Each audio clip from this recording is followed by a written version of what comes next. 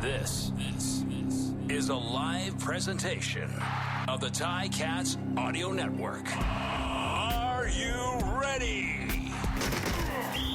Ticats football is on the air. Touchdown, Tiger Cats! Caught it!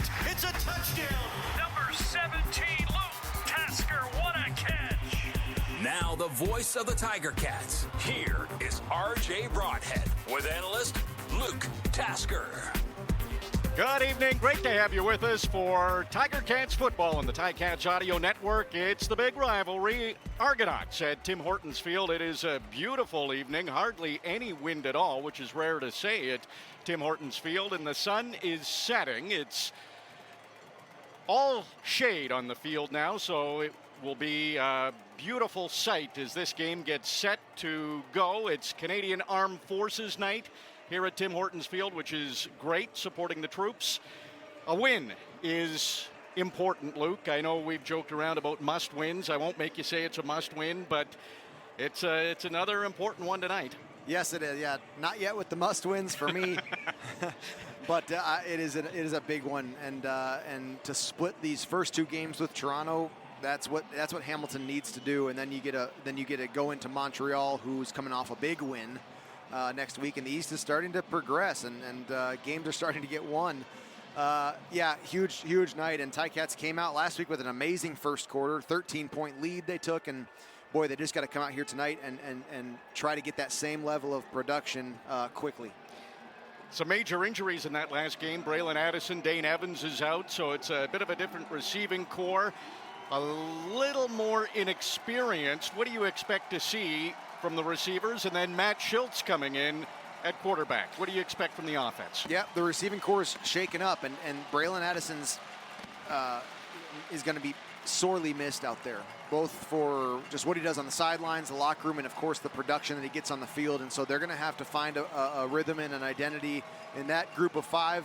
And then Matt Schultz is going to have to take control of this game. What I hope we see are some quick answers for Matt Schultz, an option for him to go to take advantage of what Toronto is giving them quickly, and to keep it kind of simple out there. But Matt Schultz is also going to take off a few times tonight. We're going to see him try to make a difference on his feet, and that's what he should do. That's one of his gifts, and excited to see him have a chance to take over the game. My gut tells me that this Hamilton defense that's been good all year is going to be great tonight. What do you think? Boy, I can feel it too. You're just ready for it, right? And I would love to see that pressure continue in the front four, to continue to get sacks and pressures and make that an uncomfortable throwing pocket for McLeod Bethel-Thompson. And then, like we've talked about, I think you and I agree, this is one of the best defensive secondaries in the CFL, and they need to let that become known in the turnover, in the takeaway category. All across all other categories, they are already at the tops, and so we got to see the Ticats win the turnover ratio tonight. They have a sack in 7 straight games. Deontay Evans leads the CFL with knockdowns, and it is Canadian Armed Forces Night at Tim Hortons Field. The Tiger Cats and the Argonauts almost set to get underway. It's an important game. Argonauts in top spot in the East Division at 4-3, and Montreal with that big win in Winnipeg last night is taken sole possession of second place. The Tiger Cats with a victory can keep pace with the Alouettes. We'll find out what happens in this big game tonight at Tim Hortons Field. Tiger Cats and Argonauts kickoff is next on the Ticats Audio Network. All amazing Canadian Armed Forces Night here at Tim Hortons Field, and Chinook helicopter flying over Tim Hortons Field. Captain David Marsden and crew. That's a beautiful sight. So many Armed Forces members here in uniform, and Chinook helicopter with the 2 propellers flying over right now. You may be able to hear it. Woo! Yeah, pretty impressive. I'm only honorary Canadian. That still makes me proud. You're a Canadian. Okay. We'll take you. All right, I'm in. Look at that thing. That's pretty cool. Great night here at Tim Hortons Field. So Canadian Armed Forces Night, support our troops. There's some T-shirts. They're $25, but $10 goes to the local chapter of Support Our Troops. ShopTicats.ca is the place to go to grab the T-shirts and support our troops. We're going to have the coin toss, one of my favorite times in the game because Dylan Wynn has the game face on every Always. coin toss. Our referee tonight is Tom Valesi. Enoch Muamba, the lone Argo out there right now. Captains, CFL logo is heads. Team logo is tails. Toronto, call is tails. Andy, let it hit the ground. It is a tail. You've won the toss. You'll defer to the second half. You want the ball? Hamilton receiving down here. Have a great game.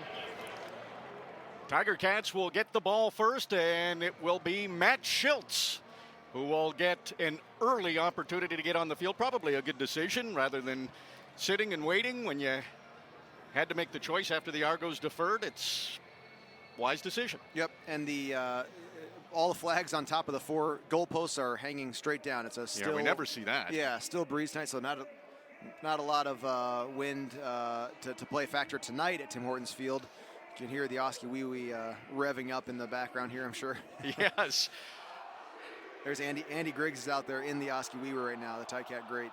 He's the alumnus of distinction tonight. Fireworks going off. Pretty good crowd at Tim Hortons Field. I think the fans all sense the importance of this game as the Tiger Cats have started 2-6. They are wearing their black and gold, the black tops with the gold numbers and the gold pants. They're 2-2 on the season in those uniforms, but they've won their last 2. So their only 2 wins have come in these uniforms. That's a good sign. That's a great stat right there. You love that stuff. Oh, I do. The irrelevant stat. Oh, yeah. And the Argos, they'll be in white tops with light blue numbers, dark blue pants with light blue socks. It's a different combination from the Argonauts. Yeah, good contrast on the field, though. It's a great look. So the special teams.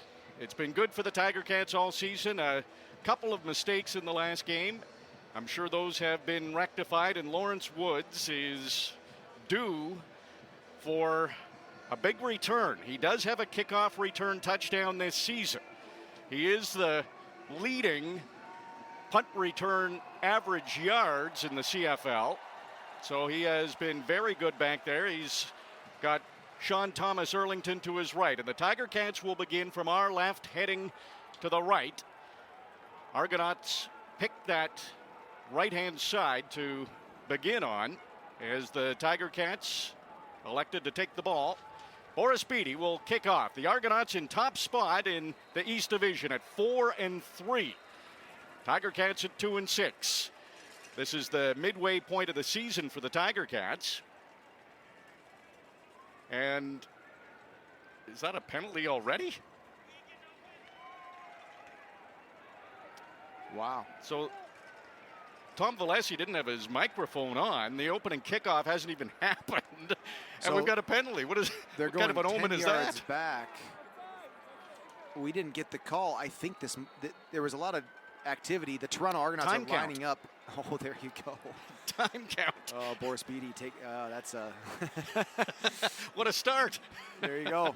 Argonauts have not scored a touchdown in the opening quarter this season. So here's the kickoff, and Lawrence Woods calmly catches it at his own 20.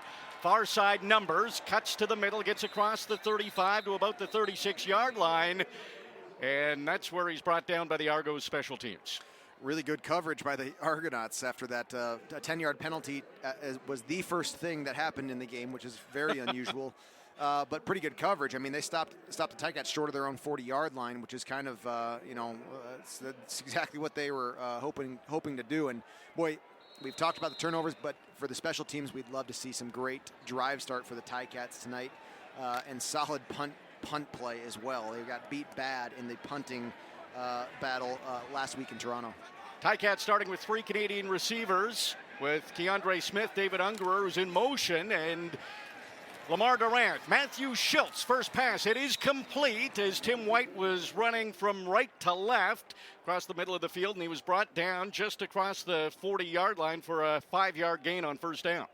There you go. Quick answer from Matt Schultz and Tim White getting involved early. And that's one thing you and I talked about yesterday in Ticats this week, that Tim White's production has been much less these last 2 weeks after a stretch of being the team's leading receiver. Kind of knocking two birds out with the one stone in the first play there. Tim White has matched his receptions from last week against Toronto. He only had one. Expect to see more from him. So 2nd and 5 from the Hamilton 42. Matthew Schultz gets it quickly, throws to his right. It's caught by Keandre Smith, and he steps out of bounds just in front of the Ticats sideline. It's a first down presented by Active Green and Ross. The Tiger Cats keep it rolling. The whole receiving core for the Ticats has been shaken up with the injuries, with the change-ups that have happened, and Keandre coming into the game last week, making some good plays, and right away a great first down for Matt Schultz to be able to sort of get his nerves down and take control. Nice drive here. Ball on the near hash mark, 52-yard line. Ticats getting close to midfield. There's the first touch for Don Jackson. He runs off to his left. He had a big game, over 100 all-purpose yards last game against Toronto. This is a 3-yard run for Don Jackson.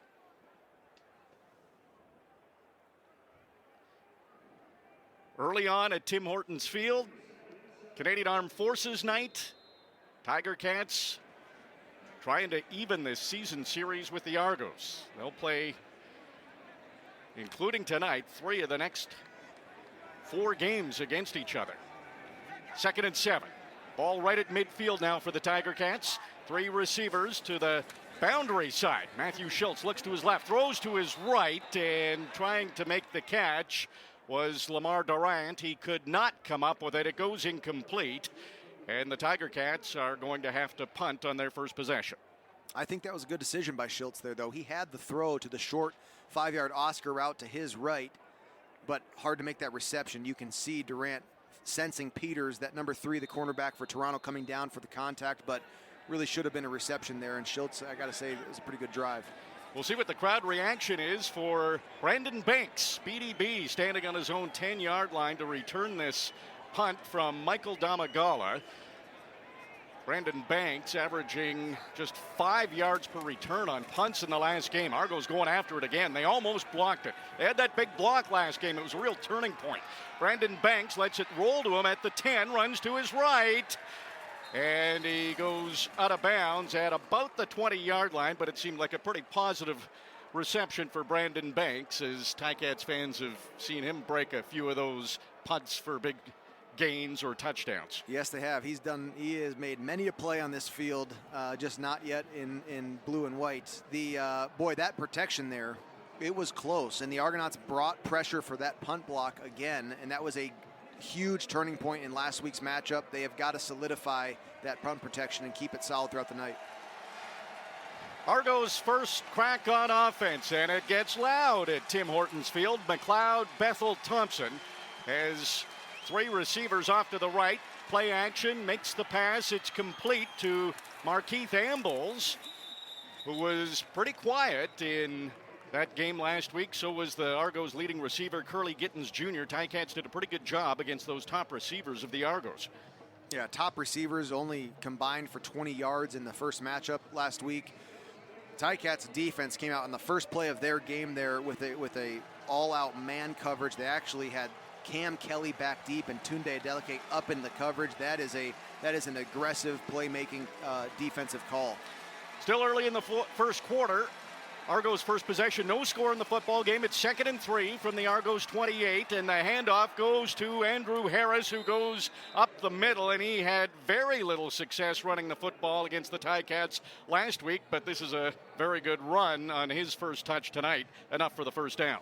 Yeah, really good. Right up to the right side there, and a really nice. He has been very patient. We saw it a couple times last week where he really has a knack to let blocks happen in front of him, and great first down there for the Toronto offense. 12-yard run for Harris. He had 66 yards in the whole game against Hamilton last week. Just under 11 minutes to go, opening quarter. Argos, a little check down, maybe a screen pass attempt, but Julian Hauser, he jumped up in the air and he was able to reach his arm up and knock the pass down. It goes incomplete. A good defensive play from Hauser. Great defensive play. He's got an interception already this year, and boy, that was an athletic. He was on the rush and saw that at the last second, was able to get a hand on it, and huge play. The Ticats need everybody to take turns making great plays like that on defense. Hauser so alert, saw Harris coming out of the backfield. 2nd and 10. Argos on their own 40-yard line. Ball right between the two hash marks. Middle of the field.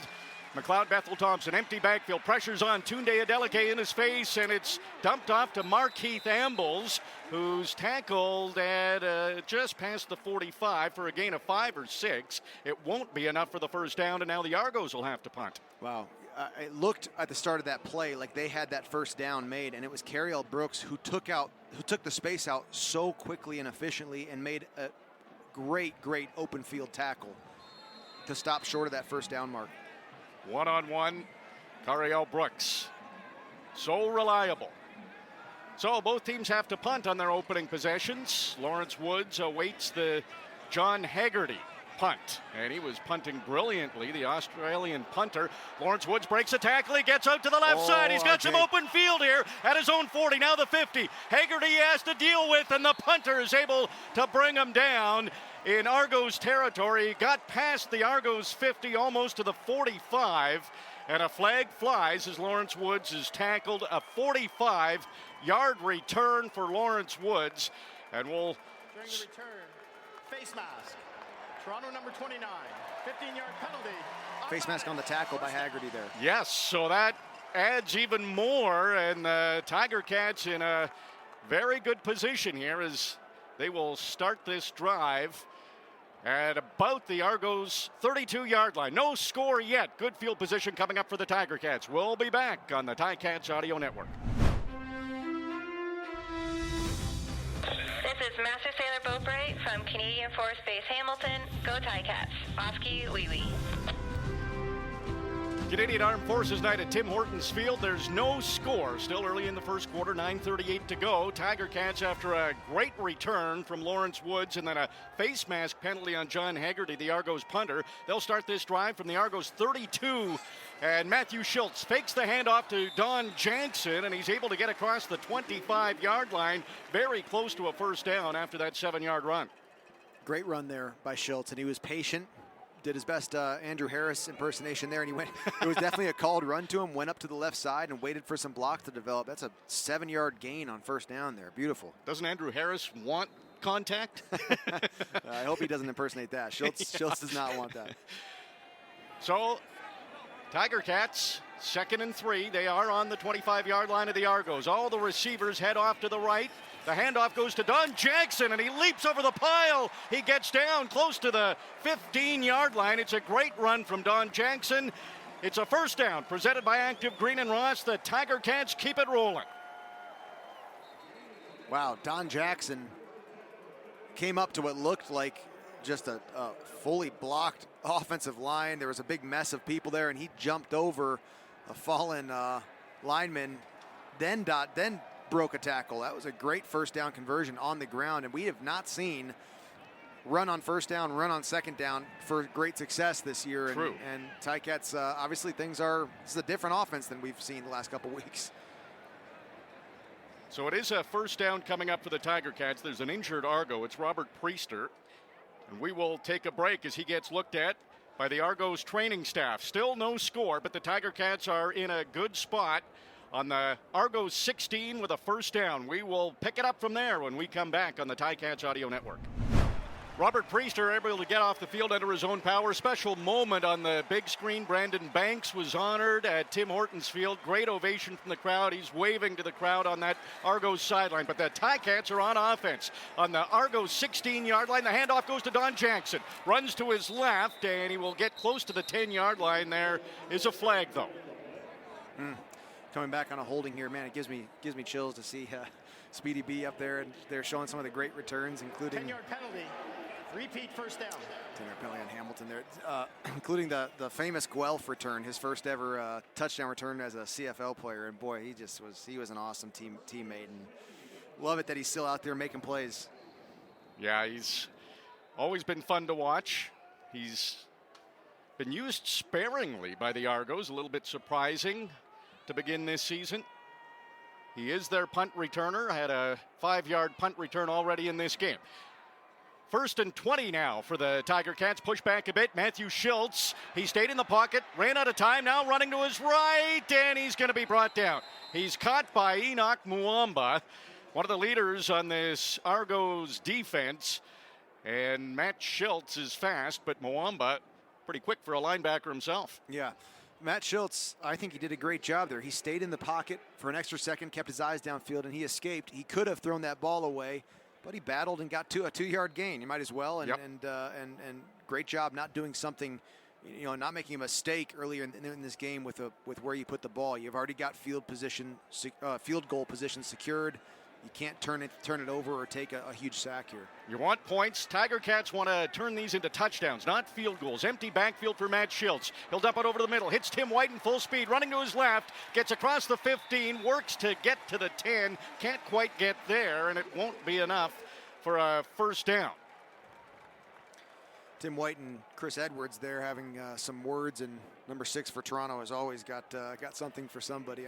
Well, and he's got bragging rights right now after the pick 6 last game. That's true, and really great reception, and boy, you love that speed from Tim White coming across the middle. He caught that drag route over the middle, and unbelievable job of getting upfield for a 10-yard gain, but unfortunately it was 2nd and 18, so lining up now. Matt Schultz does your old role of holding for the kickers, yes. So he's got a busy night ahead. This is a 21-yard attempt for Seth Small. He's 8 for 9 in his career with the Tiger Cats. And Small steps up and easily hits that 21-yarder, and the first points of the game go to the Tiger Cats. Thanks to that big return from Lawrence Woods, it sets things up for a 3-0 lead for the Tiger Cats. Still early in the fourth quarter, 6:17 to go. We'll be back on the Ticats Audio Network. We know who you are, Dylan Wynn, a quarterback sack in 3 straight games. Argo's second offensive possession, 6:17 to go in the opening quarter. RJ Broadhead with Luke Tasker. Tiger Cats lead 3-0. Seth Small hit a field goal from 21 yards. Bethel Thompson drops back, took 2 steps back, stayed in the pocket, and then he'll dump it over the middle to Declan Cross, who's able to get close to midfield when an Argos first down, a 16-yard gain for Toronto. I had my eyes there on our defensive secondary for the Ticats, and just so tight. They're playing an aggressive man coverage. They're trying to not let those downfield passes get completed. Declan Cross sneaks through out of the protection for the check down. Great job by McLeod Bethel Thompson finding him. So the Argos have made some adjustments. Andrew Harris out of the backfield. He'll get this handoff, tries to run to his left, and that Tiger Cat wall was put up, but Harris kept battling. It took a few Tiger Cats to finally bring him down. That was a hard-fought 4 yards for Harris. Just crossed the opponent 50-yard line. They're right into Hamilton territory here, and I think this is a great time to bring some pressure. Do that cover 0 and put this and stunt this drive here on 2nd down short of field goal range. This would be an extraordinarily long field goal right now. Ball on the Hamilton 49 at 2nd and 6. Crowd getting loud, and it looks like the Tiger Cats might be coming for Bethel Thompson. He's able to get the pass away. It's caught by Tommy Neal, but right there immediately was Tunde Adeleke, Ciante Evans, and he's going to be short of the first down. Well, there you go, RJ. They ran the cover 0. They brought the pressure, and Tunde Adeleke coming down from his free safety spot to make that tackle. I actually think it was a pretty favorable spot for the Argos, but it's still third and 2. Love that call by Mark Washington, though. Just bring that pressure and put all your chips on the table to stop that drive. Tiger Cats have to be wary of a fake. 3rd and 2. John Haggerty, tricky for a punter here, and he's able to get a pretty good punt. It'll bounce on the goal line, go into the end zone, and Lawrence Woods wasn't about to try to return that one. So that was a topic of conversation last game. This one goes into the end zone, and it's the Tiger Cats who will come back on offense. They're leading the game 3-1. We'll be right back on the Ticats Audio Network. This week on the Ticats Audio Network. We've been bit by it quite hard, and I know this. The one thing that I've always adopted as saying, even when I was the DC here, is, and even when I was the DB coach, is they're going to kick the ball off anyway. So that's just the information that we have, and then we move forward. That's Coach O on the injury bug and what the mindset is for his team tonight. As heard this week on the Coach O Show with Luke Tasker on the Ticats Audio Network, you had to ask the question about all the injuries, but Coach O, he'll never give an excuse. Stone cold, yeah. And he's right. I mean, it's the next man up, and you got to go out there and be great. There's no excuse for losing a game. Every team's going to have their injuries, but the Ticats have got it bad right now with Dane on the sidelines, and of course Braylon Addison. And that's not it. We can read you off exactly, yeah. and particularly on special teams too. There's some guys of importance missing.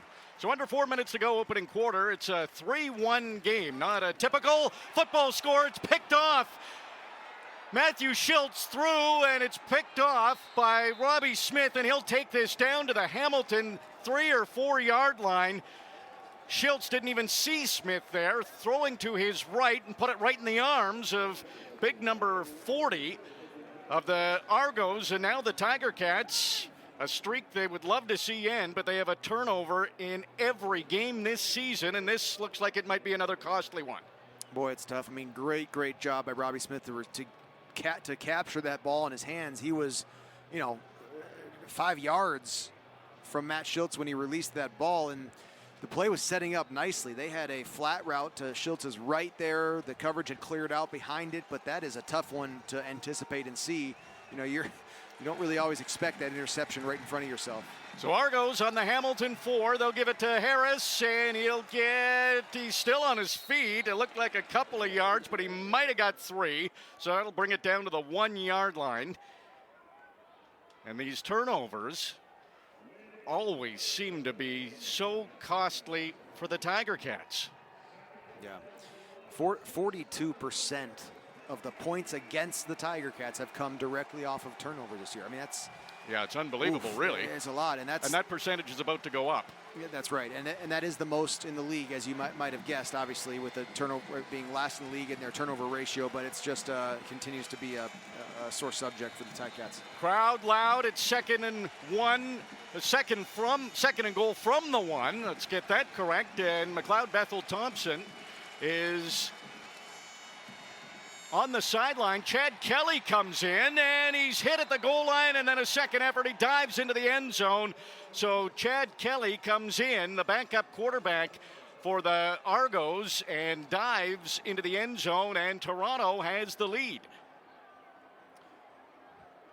More points from turnovers and a lot of game left to play. And, that one is not you almost want to give more credit to Robbie Smith, who made the interception for the Argos, then you want to blame the Matt Schultz for that. I mean, it's just an incredibly athletic play there. And yes, of course, he's not going to throw that ball again if he was put in that situation, but it's just a great play by a Toronto defender there. And Chad Kelly, my Buffalo connection, getting his touchdown there for the Argonauts. Nephew of Jim? That's correct. Jim Kelly's nephew, and of course was a Hall of Famer and a teammate of my dad's in the 90s Bills. Great to see him in the CFL making a mark. And Chad Kelly will keep that football, his first ever CFL touchdown. And it comes in the big rivalry against the Tiger Cats. Horace Beatty steps up and has no problem with the convert, and the Argos have scored a touchdown in the first quarter for the first time this season, and it comes off a Tiger Cats turnover. Chad Kelly able to run it in from a yard out, and it is 8-3 for the Argos with 2 minutes and 15 seconds to go in the opening quarter. Argos had been starting very poorly, and we know about how things have gone south late for the Tiger Cats, so Argos have themselves in a pretty good spot here, Luke, with that early touchdown. Yeah, they do. And the Ticats, boy, you'd love to see Lawrence Woods make another good return here for this kickoff reception and give Matt Schultz a little breathing room here to start this drive. And truly, I mean, you got to look apart from that interception. I've enjoyed watching the Ticats offense so far this game, and I think they've been moving the ball efficiently and very quickly. There hasn't been wasted time in the pocket, and you've got to as a player on that sidelines right now, you've got to take a breath, and you've got to realize that there was one strange interception and you got to go out there and do your job. There's no reason you still can't go out and play great and win this game. Here's the kickoff. Lawrence Woods will drift in, catch it about his own 18-yard line. Cuts to the right. He's got another opening. He gets up past the 40, and it might have been Boris Beatty who laid the hit on Lawrence Woods. So Woods close to breaking a punt and a kickoff, and the kicker and the punter were the ones who made the tackles to stop him. Yeah, that's not what you want to see as a special teams coordinator, is your specialist making the tackles, but Lawrence Woods has had 2 great returns tonight, and that's huge. It's one of the things we talked about is that net drive start and that net return yardage has got to be in the Ticats' favor after a poor special teams game in Toronto last week. Ball on the Hamilton 43-yard line. Matthew Schultz back out there again, and it's a handoff to Don Jackson. Skips to his left, and he'll get a couple of yards, maybe just one, as the Argos defended the run very well. Yeah, very. That was a 2-receiver set in the game, and now you see Smith and Unger are coming on the field, going back to that 4-receiver set, but that was a run formation. Looked like old school, like American football, and they handed off to Don Jackson, but the Argos really, really stout in their run defense there. Minute 25 to go in the opening quarter. Clock is running. Argos lead 8-3. It's 2nd and 9 for the Tiger Cats. Empty backfield. Schultz throws off to his left. It's caught by Stephen Dunbar Jr. He'll step out of bounds just on the Argos side of midfield. And the Tiger Cats keep it rolling with an active Green and Ross first down. That was a great standard pass play right there. It was a zone blitz. The Argonauts brought 5 guys. And that was just a nice, clean 16-yard comeback on the sidelines. And Matt Schultz, on time, puts his foot in the ground and throws it right on target. Just perfectly executed. Stephen Dunbar Jr. leads the team with 5 touchdowns. Under a minute to go, opening quarter. Fresh set of downs from the Argos 52. Throw over the middle. It's caught by David Ungerer. He was out of the lineup for the last 4 games. That's a big catch. He's right near the 35-yard line, and it's another first down presented by Active Green and Ross. The Tiger Cats keep it rolling. RJ, I am loving it. Schultz has an answer right now. Unger saw that. Schultz faked that draw handoff, put a foot in the ground, and Unger had already got one on his slant route inside to the slot to the left. Great reception, and that was clutch. That's exactly what they need these young receivers to do. Ball's getting out of Schultz's hand quickly. Now on the Argos 37, another fresh set of downs. Schultz play action, and the pressure comes, and the Argos are able to bring down Matthew Schultz. It's the leading tackler, Winton McManus. But there is a flag.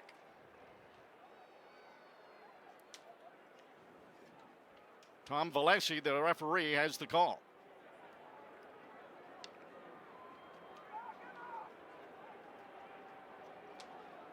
Looked like Major he was. Foul, Here it is. The passer. Toronto number 48. 15-yard penalty. Automatic. First down. Yep. Leading tackler for Toronto, and a little too much there on that tackle, and the Ticats are fortunate for that. I mean, that play really, really got broken up very quickly. And Schultz had no time and really no options there. First down, all the less. Yes. On the 22-yard line of the Argos. It should be the last play of the opening quarter. This. But Dunwoody's got his red flag on the field. Interesting, though. I mean, because I don't know if you could see anything, but I couldn't really tell what was going on there either. I don't think it was McManus. From the command center, we have picked up the roughing the passer call. It'll be 2nd down. Okay, so no challenge actually. That was he threw his flag, but he didn't have to. They're getting it from the booth that was no foul. Boy, that's enormous. Look at that. That's a 25-yard difference that penalty would have made. And I think it is a good no call. I don't think that really. Yeah, I think we both had the same reaction when we saw the replay, that it was a little bit surprising on McManus. There was an Argo that came late and put a touch, looked like it was Boateng, who touched Matthew Schultz after he was down, but certainly not very hard touch, so the penalty doesn't exist. Now on the 42-yard line, 2nd and 15. Last play of the quarter, it's a completed pass to David Ungerer Jr., and he will get it back close to the original line of scrimmage. And that's it for the opening quarter. The Argos score a touchdown in the first quarter for the first time this season, and they lead the Tiger Cats 8-3. Tim Hortons Field, it's a beautiful evening. Second quarter action coming up on the Ticats Audio Network. This is Sailor First Class Chapman from Canadian Forces Base Hamilton. Go Ticats! Oski wee wee.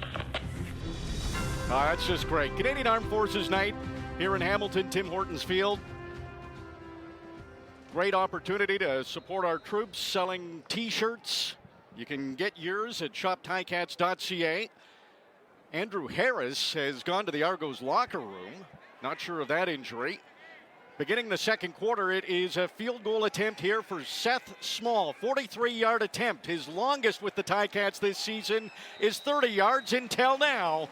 That's his longest in his Ticats career. 43-yard field goal, and Seth Small continues to be a reliable kicker for the Tiger Cats. It's now an 8-6 lead for Toronto. So important to have that kicker that you have the feeling he's going to make it every time he steps up. He's now hit 10 of his 11 kicks as a member of the Tiger Cats. Yeah, he's been great, and he's on a nice streak right now of makes as well. And that's 7 in a row now. Yeah, it's going to be huge as we move along with this game. He's got 6 points for the Ticats already. 8-6 Argos lead. They start this drive from their own 40. It's a handoff to A.J. Ouellette. We said Andrew Harris went to the Argos locker room, and Ouellette steps in and has one of the biggest runs this season against the Tiger Cats defense. He's across the 45-yard line, a 27-yard run for A.J. Ouellette. Yeah, this was a full team effort for them. The offensive line won this off the bat, and he had a nice hole. But then at the end of this run, he got an extra 10 yards because of some nifty footwork for the big guy way downfield, and that was a beautiful run. Now on the Tiger Cats' 43-yard line after that play, why not give it right back to Ouellette? This time not as much success. 3 yards for Ouellette on that carry. Stick with the hot hand. Yeah, right. They're teeing up right now. So this is it. This is the Ticats have a great second down conversion percentage against their opposing teams. They win this down often, and they need to do it here and hold this to a speedy field goal attempt. Early second quarter, it's 8-6 Argos, 2nd and 7 from the Hamilton 40-yard line. Right between the hash marks. Bethel Thompson steps back to the Tiger Cat logo at midfield, throws to his left, and it is a great break up on the play by Jamal Roll, and he had tight coverage on Speedy B. Great timing by Jamal Roll. Speedy B had his body in between the ball and Jamal Roll. That's a tough position for a DB to break that up without causing a pass interference, and he did it perfectly. He came over the top, got a hand in, and the contact was after that ball came in. Great job by Jamal Roll. I think there's a little friendly battle there as well. Yeah, of course. Oh, yeah. So this is a longish field goal attempt. It's a 47-yard attempt for Boris Beatty, and it's good. So Beatty hits from 47 yards. That's a big field goal for the Argos, and it's an 11-6 lead. Toronto leading the Tiger Cats. We're in the second quarter. You're listening to the Ticats Audio Network. Great to have you with us at Tim Hortons Field. RJ Broadhead with Luke Tasker. We're in quarter number 2. The Tiger Cats have a field goal in this quarter. They've scored points in the second quarter in each of their last 8 games, and it's their highest scoring quarter. They need it to be. They're trailing by 5. It's 11-6 for the Argos beginning this drive from their own 40. Going from our right to left. Matthew Schultz stays in the pocket. Lots of time. And he was looking for Tim White, but it was broken up nicely by Jamal Peters. David Ungerer came from the long motion from the far right around the back to the far left and ran a go route. I mean, he just ran 60 yards on that play, and I thought Matt Schultz had his eyes downfield at him, and would have had a chance. But Tim White, you usually see him pull that in. It was a tough catch, but had a chance at it.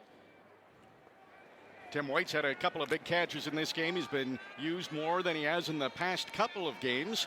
2nd and 10 here for the Tiger Cats, trailing the Argos by 5. Still early in the second quarter on their own 40-yard line. Schultz drops back, wants to throw again, stays in the pocket. Wide open receiver. It's Keandre Smith who breaks one tackle and battles his way across the 50 for a first down. Presented by Active Green and Ross, the Tiger Cats keep it rolling. Boy, all across the board. It was a 4-man rush.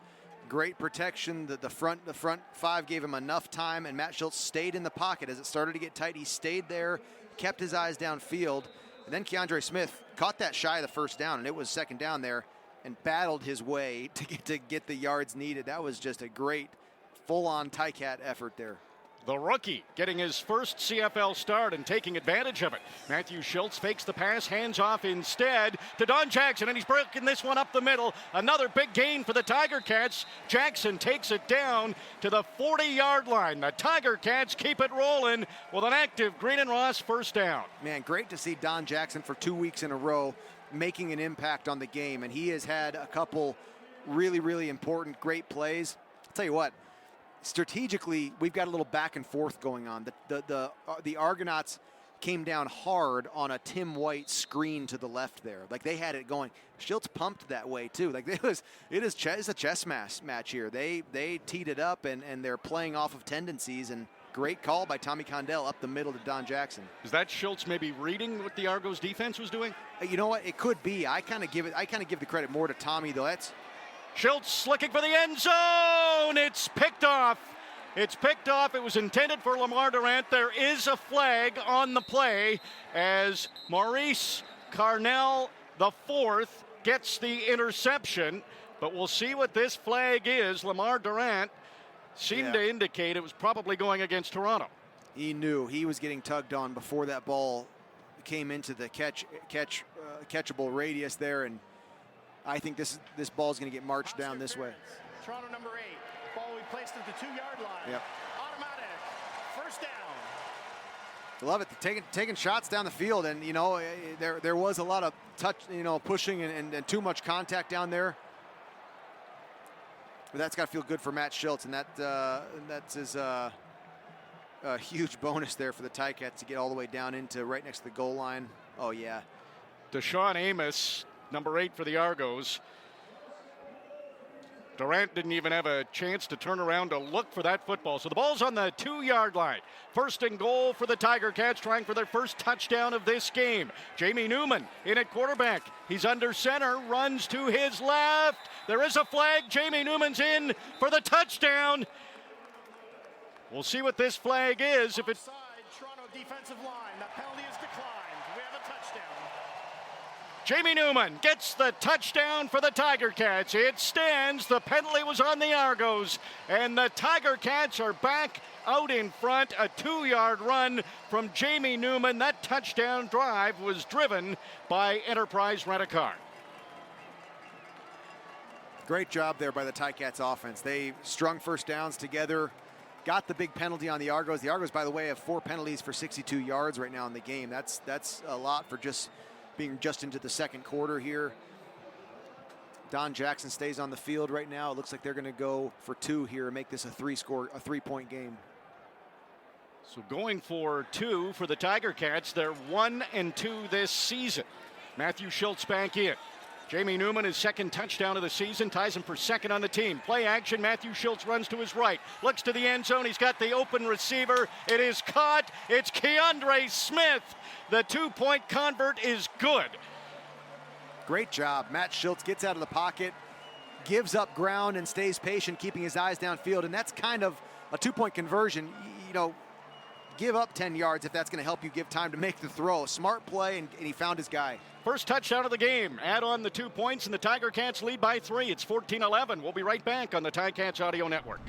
So if you have a question for CFL Commissioner Randy Ambrosie, send us an email at gameday@ticats.ca. We could ask it on Monday with Bubba O'Neill on the CFL This Week on the Ticats Audio Network.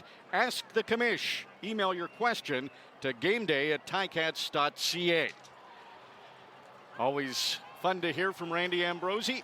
I'm sure there'll be some great questions come in. We have a fan question on the Coach O show now every week too, which has been a fun part of that podcast as well. Teresa this week, right? Teresa in Grimsby. Great question. I checked the parking lot for the cleanest vehicle. I think I know what Coach O drives now. That's right. So you have to listen to the Coach O show with Luke Tasker on the Ticats Audio Network. You'll get the full story there.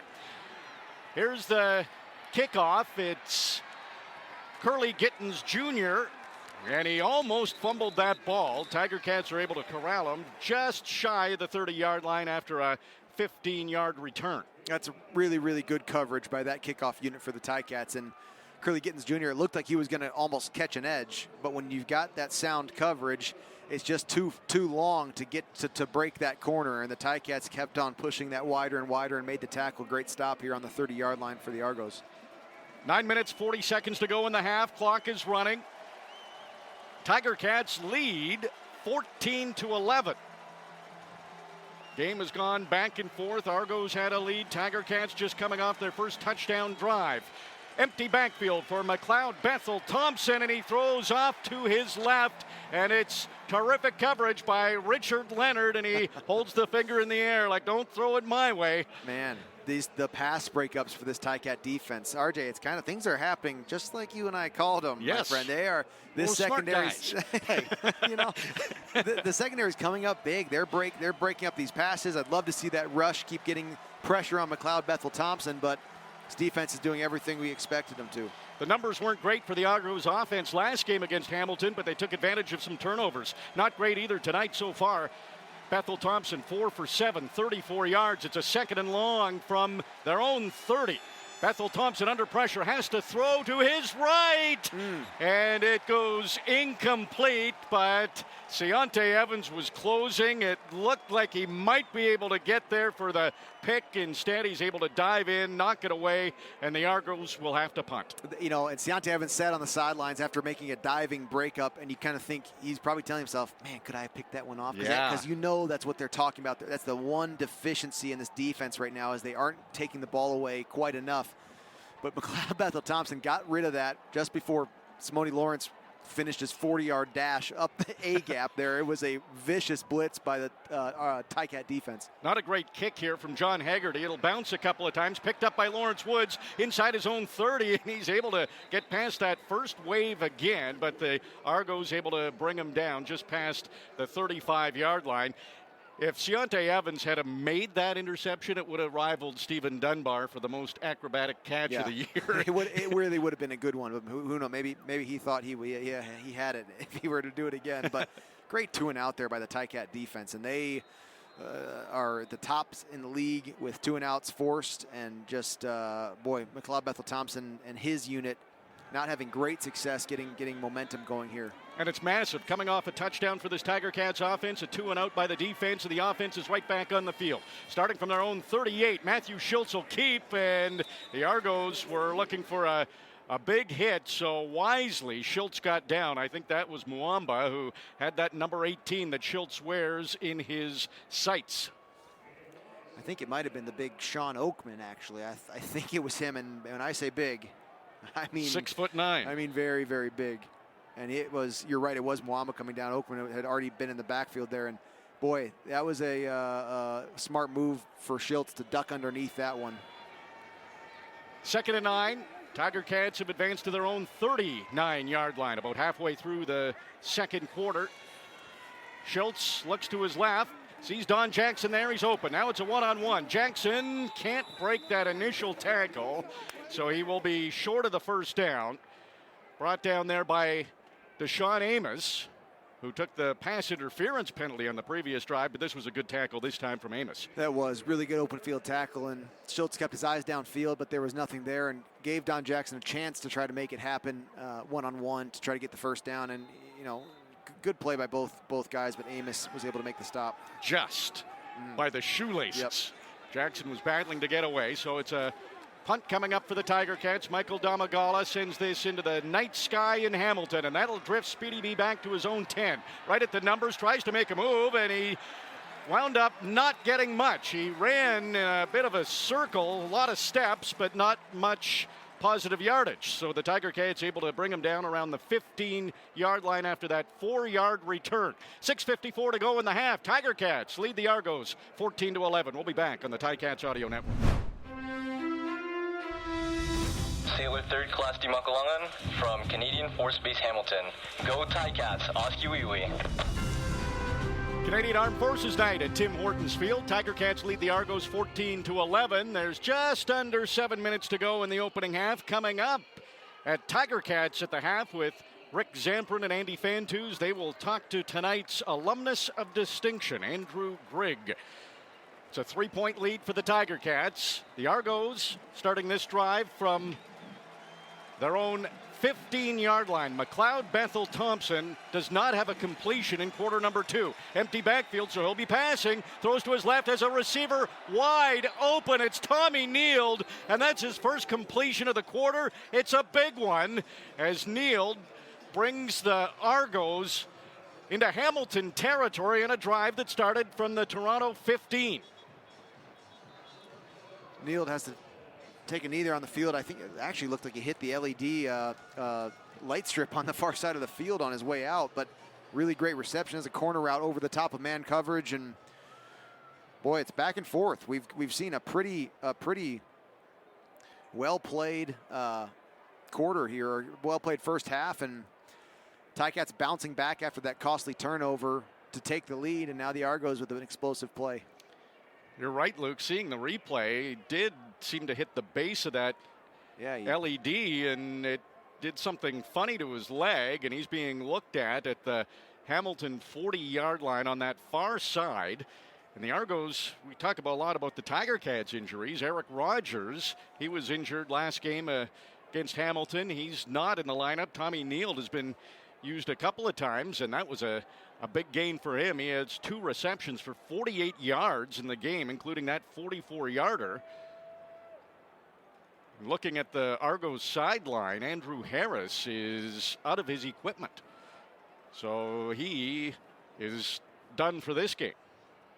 Certainly didn't see anything with him. You never know, though. You know, sometimes I remember, you know, nothing unusual happens on the field, and you make your way off. But I remember leaving the stadium in an ambulance after having walked off the field into the. What happened to you? Coughing up blood and a bruised lung and ribs and AC joint and everything. But on the field, it just kind of felt like it was a tackle that hurt. But, you know, 5 minutes later, you realize there's something wrong with me. Oh, yeah. Man, you football players are tough. Oh, you know.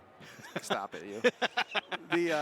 But Andrew Harris is at least, on the sidelines, he's not in any visible pain, but who knows what's going on. Hopefully he's healthy enough to continue on through the season. But these 2 games, or a game and a half that we've seen almost, it's just been unbelievable, the injuries we've seen. Well, it's physical between the Argos and the Tiger Cats. These 2 teams know what this is all about, and this year, a really odd schedule. 4 meetings over a span of 5 games for these 2 teams. They'll each have a little break after this one. Argos will play Calgary next week. Tiger Cats play Montreal, and then it's back to another home and home against the Argos. That's an interesting development, too. I mean, Montreal breaks the winning streak in Winnipeg. In Winnipeg, in overtime. I mean, just, boy, it's an exciting league, the CFL, you know, and Montreal gets just their 3rd win, and Winnipeg is now 9-1. You know, it's just unbelievable. Well, it's a massive win for Montreal in this East Division. Yes. They're in sole possession of second place right now. Tiger Cats trying to join them. Argos trying to extend their lead. It's a close game at Tim Hortons Field. Bethel Thompson's pass is low. That goes incomplete.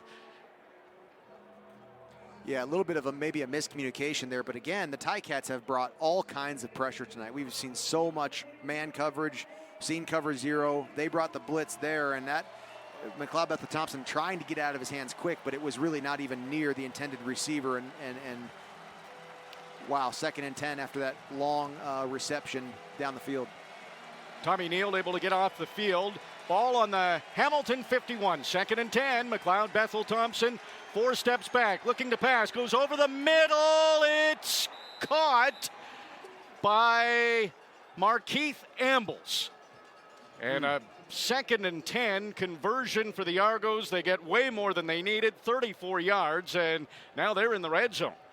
Well, there it is. That was cover 0 again. Just so aggressive, and it was Tunde Adeleke coming down on coverage on Ambles, and McLeod Bethel-Thompson actually got bumped as he released that ball. That was, I mean, really great play by Ambles to adjust and make the reception.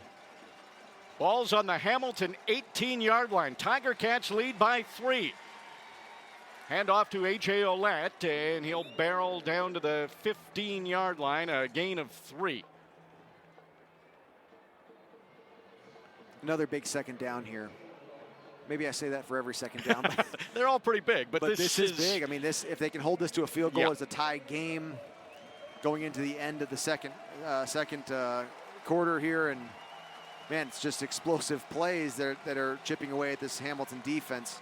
Crowds loud at Tim Hortons Field. They agree with you, Luke. It is a big second down. 2nd and 8 from the Hamilton 16. McLeod Bethel-Thompson has time in the pocket. Throws to his left, but it's overthrown or a miscommunication. The bottom line is it goes incomplete. And Boris Beatty will come on to try to kick a field goal and tie the game. Speedy B was on a drag route there from right to left and had a nice position there, opened up across the middle, but McLeod Bethel-Thompson couldn't get his eyes on him and had to throw it away. Boris Beatty hit a 47-yarder earlier. It's 14-11, 3-point game. Tiger Cats went for the 2-point conversion to extend their lead to 3 points. This a much shorter field goal attempt for Beatty, just 23 yards. And he steps up and has no problem connecting with that kick. And the Argos have tied it at 14 with 4:22 to go in the half. A close game. It appears it'll be close heading into the second half, and it's a chance for the Tiger Cats to win a second half and get all the questions out of the way about what's been going on in the second half, and in particular the fourth quarter. That's right. We've got some good football here, some exciting plays offensively. It's a tied game. And Ticats electing to take the ball on offense here at the 40-yard line, which, as you've heard me say, RJ, I think it's a big advantage that the CFL has changed this now to the 40-yard line for this start, and why not take the ball there and a chance to drive down on a somewhat shorter field. Matthew Schultz, 9 for 12 in the game, 78 yards. He's also rushed for 10 yards, and flags fly as the ball was snapped. I think this might be on Unger, maybe a little bit too hot in that waggle coming down, and I've noticed tonight he's... Offside. Hamilton, number 83. 5-yard penalty. Repeat first down. You're right on, Luke. I've noticed he is flying down in his waggles, which is a good thing. You know, that's what you teach is for the receivers to really use that and have your speed built up. But yeah, a little too hot there coming down, and unfortunate. I mean, that's a rough way to start off that drive, moving back 5 yards. Things on that Argos sideline, Bethel Thompson and Brandon Banks discussing that last play. There's been a couple of plays for the Argos offense where it looks like they are not on the same page, and then they come up with a big passing play. Here's 1st and 15 from their own 35. The Tiger Cats with Matthew Schultz. He throws to his left. It's caught by Stephen Dunbar Jr. That'll be just past the 40-yard line, a 7-yard gain, but the Ticats were pushed back, so it'll be 2nd and 8.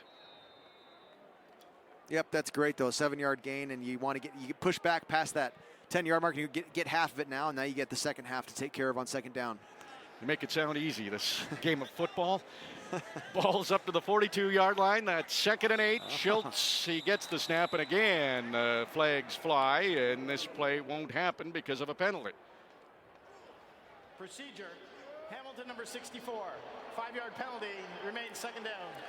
Coulter Woodmansey. Well, hard to get a drive off the ground, you know, with penalty after penalty here. And so this will push the Tiger Cats back to their own 37-yard line. It's a 2nd and 13 now. We're getting close to the 3-minute warning. It's a tie football game. Beautiful night at Tim Hortons Field. Hardly any wind, which is rare. It's 14 all. So a second and really long here for the Tiger Cats from their own 37. It's an empty backfield for Matthew Schultz. Couple of steps back, and he throws to Stephen Dunbar Jr., who makes the catch. He was at about the 44-yard line. He needed to get past the 50 for the first down, so that won't be enough for the Tiger Cats, and they will have to punt. We're at the 3-minute warning. 2:49 to go. It is tied at 14 at Tim Hortons Field. You're listening to the Ticats Audio Network. I'd like to say hello to John Wynn from La Center, Washington, just north of Portland. He's coming to the Labor Day game. Looking forward to seeing you, John. Nathaniel Jeffries, Story Lake, Halberton, and Gilles Jacques from Terrace Bay, Ontario. Really appreciate you emailing, letting us know where you're listening from. And be sure to send us an email at ticats@gameday.ca. You can win a pair of Ticats tickets, and we always like to know who's listening and where you're at. This has been an entertaining football game. It's close. 14-all, 2:49 to go in the opening half. Tiger Cats about to punt. Michael Damagala standing on his own 30-yard line. And Brandon Banks will run into the 25. He's right at the numbers, cuts to his left, almost lost ground, but he broke that tackle. Now he's along the sideline and finally knocked out of bounds by Sean Thomas Erlington. But there were visions of Speedy B returning kicks in the black and gold on that one. It was brewing. That was classic Speedy. He was starting to make something out of nothing, and great job for him getting an extra first down and a half for his team there. Boy, the Argos brought that punt rush on the first punt of the Ticats of the game, and it seemed close. Seemed like they almost got there. And since then, they've been setting up the returns and haven't brought much pressure, but it's something that we're going to keep an eye on throughout the night, and pretty good return by Speedy. Well, it was a big turning point in the last game with that block punt. McLeod Bethel Thompson tries to hand off to A.J. Ouellette, and seemed like the Tiger Cats defense had something to prove. Simone Lawrence, he jumps into the backfield and gives the Argos a loss of 3. Man, great. I don't even know how he got back so deep into the backfield that quickly. Unbelievable job by 21. Great tackle for a loss. Dodged a block. Oh man, that's Simone at his finest. Lots of time here. 2:22 to go. The clock is running. 2nd and 13 for the Argos from their own 39-yard line. Another important second down, empty backfield. Bethel Thompson needs 13 for the first down, and he's trying to stay on his feet. Dylan Wynn's got his leg, but can't bring him down. And Bethel Thompson, standing up, somehow completes the pass to A.J. Ouellette, who will be brought down short of the first down after an 8-yard gain. That would have been maybe a 10-yard loss if Wynn could have brought Bethel Thompson down, but somehow he stood up.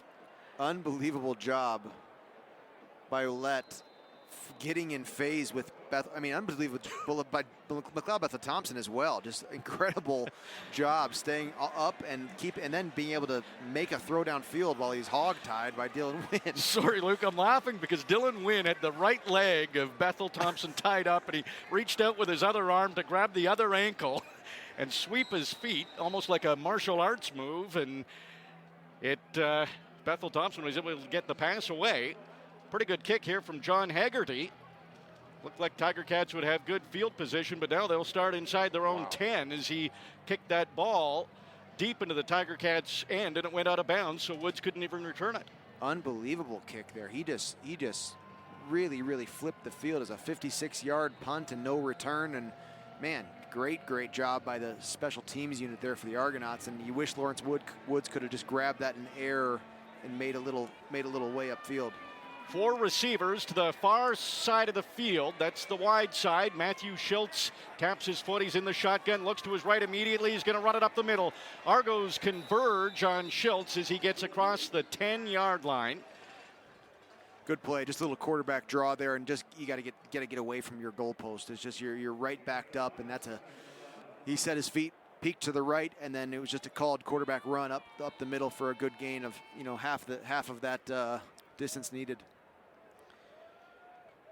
Tiger Cats advance up to their own 12-yard line. Minute and a half to go in the half. Clock is running. It's tied at 14. 2nd and 5 for the Tiger Cats. Lots of movement from the receiving group of the Tiger Cats. Matthew Schultz looks to his left, and he was hoping to connect with Tim White. That ball might have been tipped. It goes incomplete. There are flags on the field. This might be another. Offside. Hamilton number 1. That penalty is declined. 3rd down.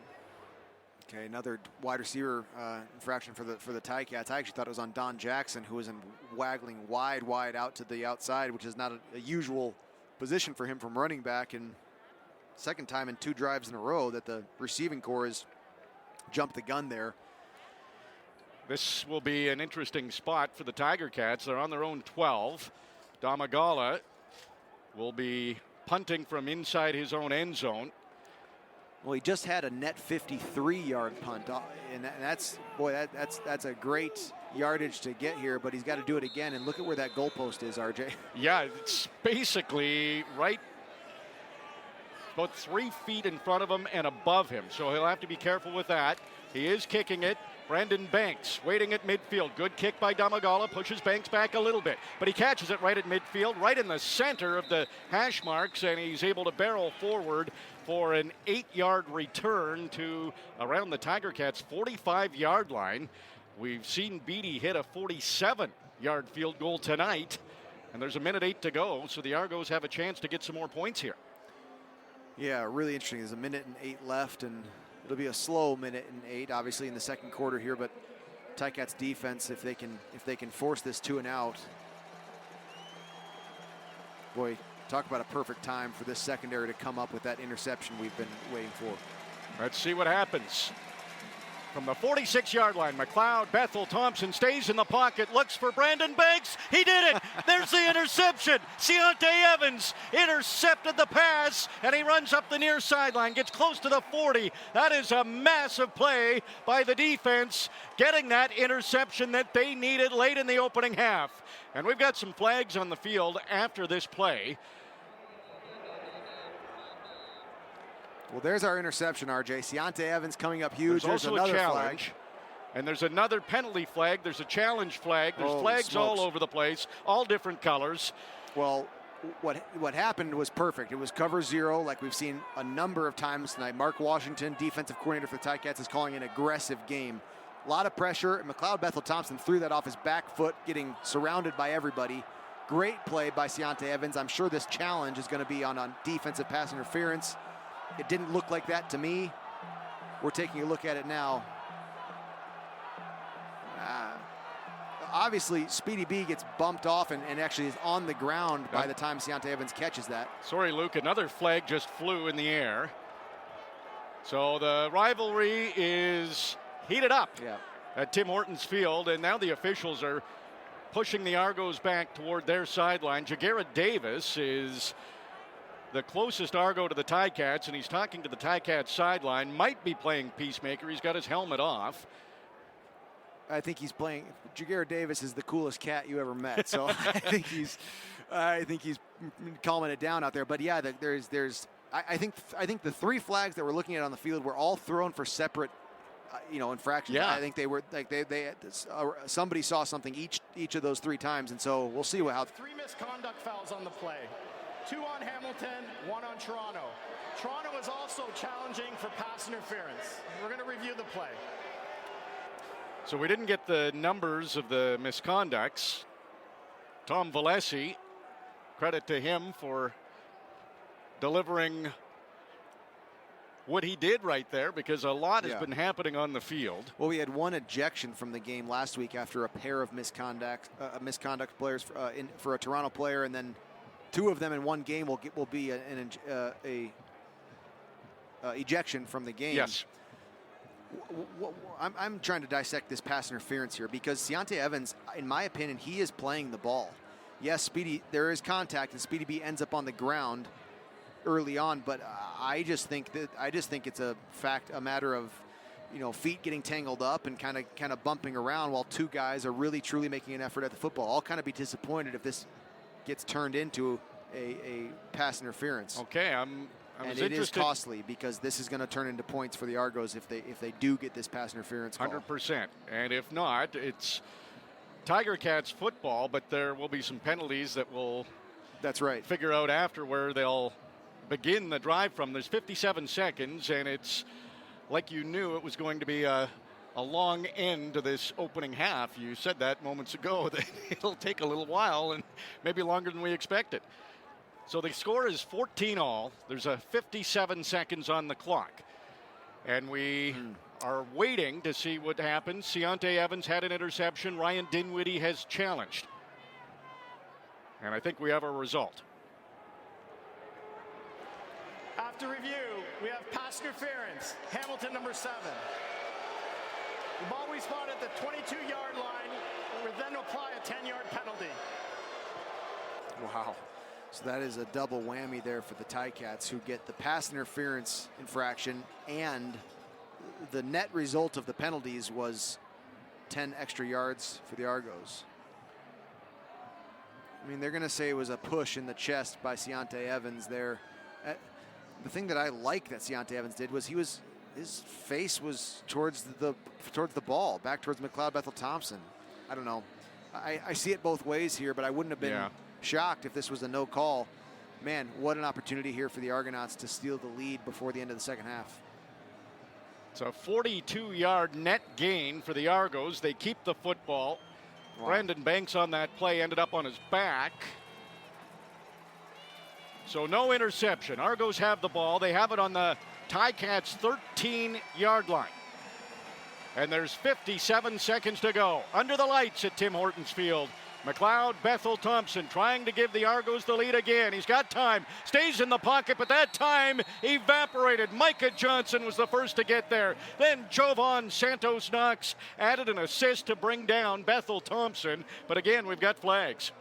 I think this may be a holding on the Argonauts, and it was Micah Johnson who was a big part of the mix-up there. Foul, face mask. Toronto number 54. Wow. That penalty will be applied at the end of the play. It'll be second down. Wow, that's a great. What a bizarre end to this half. We've got some crazy penalties here going on, and there's a lot of talking with that front four of Hamilton and the 5 offensive linemen for the Argonauts. And Micah Johnson is fired up right now. You can see Dylan Wynn's got that fire in his eye as well that you love to see. Yes. Wow, look at that. That sack and penalty turns into a negative 20-yard play there for the Ticats. For the Argonauts, excuse me. This is 2nd and 30 from the Hamilton 32. McLeod Bethel Thompson, in a very loud Tim Hortons Field, has Dylan Wynn closing in on him. And Bethel Thompson got the football away. Dylan Wynn was in mid-flight, diving to tackle Bethel Thompson, and there's a flag, and it appears it's going to be roughing the passer. Yep, and it was, you could see. Major foul, roughing the passer. Hamilton number 98. 15-yard penalty, automatic, first down. Wow. Back and forth with penalties, and marching this football. And these are not without harm. I mean, this is huge because it was 2nd and 30, a 15-yard penalty, but it's an automatic first down. Boy, it is so close, but I think you could argue that Wynn had a second to pull off that. Coach O has just stepped 3 steps onto the field and threw his challenge flag right between the hash marks. He threw it half the distance of the width of the field. Well, that's a stat we need to keep a track of, is how far that red flag goes each time. I'm telling you, that's the furthest challenge flag throw of the season by any coach. Challenging the ruling of roughing the passer. We'll review the play. And you know what? I may be, pessimistic on Coach O's thoughts here. I don't know if they're going to give the Ticats this one. I think that you could argue that Wynn had it was a split second. Too long, and he could have pulled off that tackle. It would have been hard. He's already in that tackling form, but that's what the league expects of defensive linemen and linebackers blitzing at this point in the history of the game. These guys, it's like almost like another skill set these guys need to have, the ability to pull off that hit. Yeah. Again, if you're a Ticats fan, you're saying this is a bogus penalty. If you're an Argos fan, you're saying, yeah, that should be exactly roughing the passer. So this is probably the right thing to do to challenge, but Dylan Wynn was, I don't even know if he took another stride. It's close, man. Full momentum to Bethel Thompson. It would be difficult for a human to stop in that situation, but it was a hard hit on Bethel Thompson. We can pick up some great audio here to do that. But there is a great buzz in the stadium right now. I mean, things are fired up, and there's been all sorts of penalties, and that. Here's the call. After review, the ruling on the field stands. Coach O is not happy. Ticats fans are not happy. So he threw the challenge flag between the hashes, and he just now whipped it back at the bench at about 93 miles an hour, too. A good pitch. He'll need to ice that arm. Yeah. 47 seconds to go. Now the Argos have been pushed up to the Hamilton 18-yard line. And it's a first down for the Argos. Bethel Thompson throwing to the end zone, and just out of the reach of Speedy, or rather that was Curly Gittins Jr. Man, the pressure for the Ticats is effective right now. They are in the backfield, forcing McLeod Bethel Thompson to get rid of that ball. And yes, of course you'd take back that penalty there by Dylan Wynn if you could. But I'll tell you what, McLeod Bethel Thompson was slow to get up too, and you don't want to take too many more of those throughout the night, even if it is a 15-yard gain and a first down. Ticats defense, they're playing really, really well, but the penalties are skewing the scene right now. 41 seconds to go. 2nd and 10 on the Hamilton 18. Bethel Thompson makes the pass, and it's caught by Markeith Ambles. He will not have enough for the first down. Richard Leonard, Jovan Santos Knox both there for the tackle, and on comes Boris Beatty to try to kick his 3rd field goal of the game. This will be a short one, and it will give the Argos the lead should Beatty be successful. Late in the opening half, the game has gone back and forth on the scoreboard, currently tied. This is going to be a 19-yard field goal attempt for Boris Beatty. Clock is running, 20 seconds to go in the half. From 21 yards, the snap, the hold, the kick, and the kick is good. There is another flag, and it seems on every play now we're getting a flag late in this opening half. This one came still during the action of the play. It wasn't late, wasn't after the play had ended, but we'll see what this call is.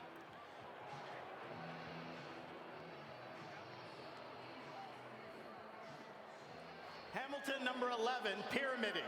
Half the distance, it'll be a first down. Oh, wow. This is crumbling on the Tiger Cats. So the field goal was good, but pyramiding, explain that one, Luke. Yeah, so you're not allowed to use another body to get higher for the block. Well, it doesn't. I mean, we're getting a look at it again. Man. It doesn't look that way to me. It looks like he gets tossed up in the air. Can you challenge this one, Coach O? What's going on down there? That we're taking another look at it from multiple angles here, but yeah, it looked like Kelly tried to jump between the two Argos, and they kind of lifted him up. I don't know if he can challenge again after losing the challenge. Boy, that's unfortunate. That's for the first down. This may result in 4 more points than what would have had. To the end zone, it is a touchdown. It's complete to Davaris Daniels, his first catch of the game. And instead of a field goal for the Argos, it's a touchdown. And they currently lead by 6 with the convert coming up and 12 seconds to go in the half. What did we just see for the last 5 minutes? I mean, that was craziness. No kidding. Absolutely ludicrous. I think there was 6 penalties there between the two teams in the last number of minutes, and including the most bizarre was the pyramiding call. And Cam Kelly just tried to kind of jump the protection for the Argonauts and got lifted in the air by that front protection for the Argos, and boy, that first down Argonauts, really, really unusual. Wouldn't pyramiding be if you were using your own player? And you certainly can't do that. And I guess they're going to rule this that you can't launch your body into that space. I mean, there's safety, the player safety that the league wants to have and making all these things like that hit on McLeod Bethel Thompson. It's not that long ago in CFL history or football history where that wouldn't even have been thought of as a penalty, right? Yeah. But they're shortening, that time that that players have to to make that hit around the ball being released. And same thing with this. It's about player safety, and boy, just some bizarre stuff out there. Well, a bit of a oddity here at the end of the opening half, and it's not good for the Tiger Cats as the Argos have a 7-point lead. It's 21-14, and there's only 12 seconds to go. So the Argos will kick this off. Lawrence Woods is back to return for Hamilton. Beatty's kickoff will send Woods back to about a yard into his own end zone. Runs straight ahead, cuts to the right, stutter steps, gets maybe to the 20-yard line. 23-yard return for Lawrence Woods, and there's 7 seconds on the clock. Argos leading by 7. He was close there to getting that edge around the right side, but huge kick there by Boris Beatty back into the end zone of the Ticats. And yeah, 7 seconds left. There's not much they're going to be able to do here. Probably just going to end this out. So the Tiger Cats do take a knee. Matthew Schultz under center. And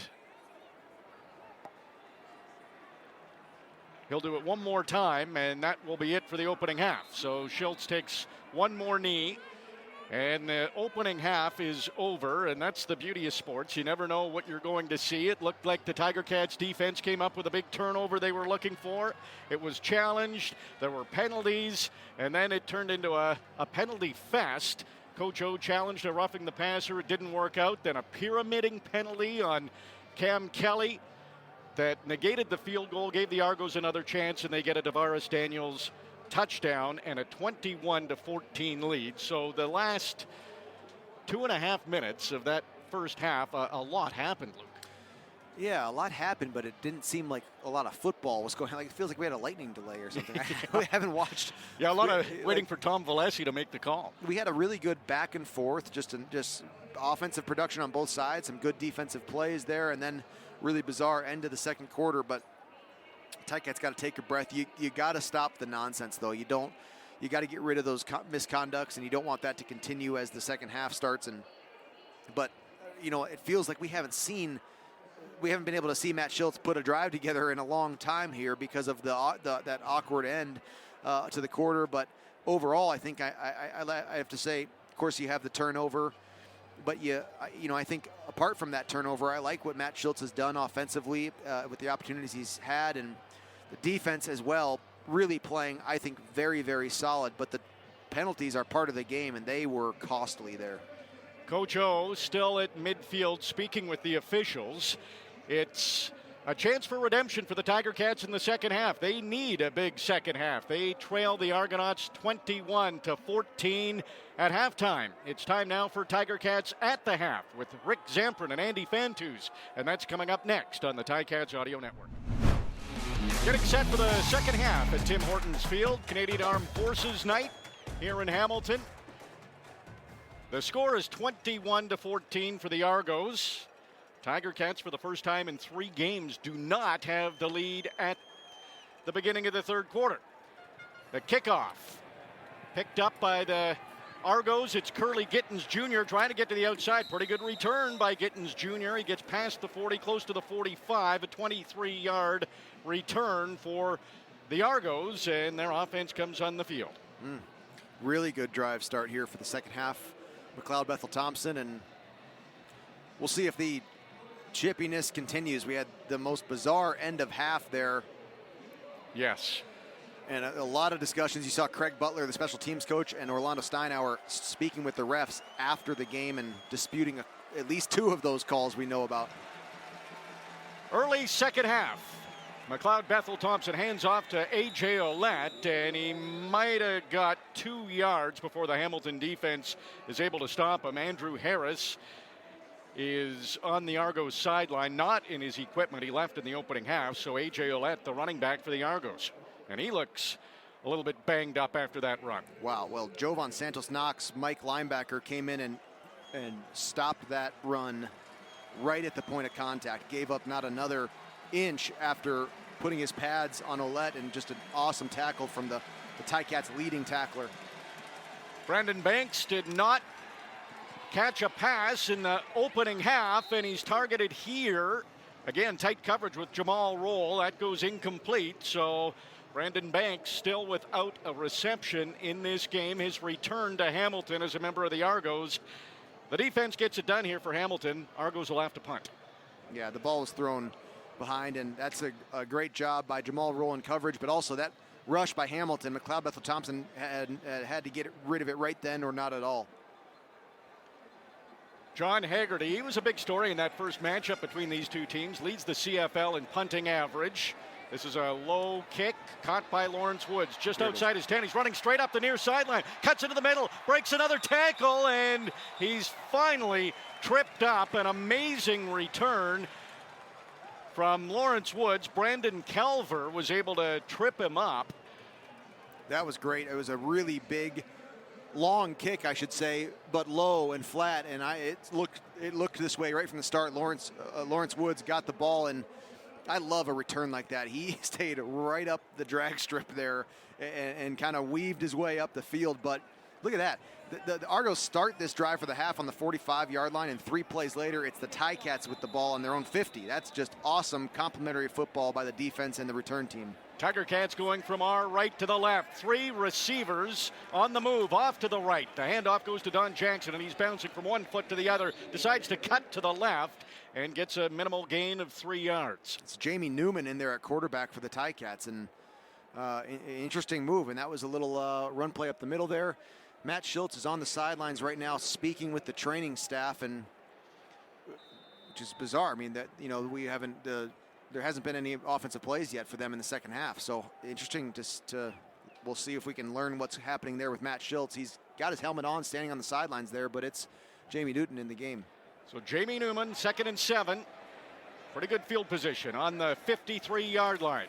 Jamie Newman handed off on the first down. This time he runs, keeps it himself, the quarterback keeper, and he should have enough for the first down. Yes, the Tiger Cats keep it rolling with an active Green and Ross first down, a couple of runs, and Matthew Schultz looks like he's heading to the Ticats locker room. And like you said, Luke, that seems a little bit odd, seeing as we just came out of the half. The only thing that I can think of here, and this would be really bizarre, but we've seen a couple weird things tonight, is that, as he's warming up, I wonder if something happened with his hand, sometimes catching a ball, and that's why you see those receivers standing by the quarterbacks, is to catch for him, Yeah.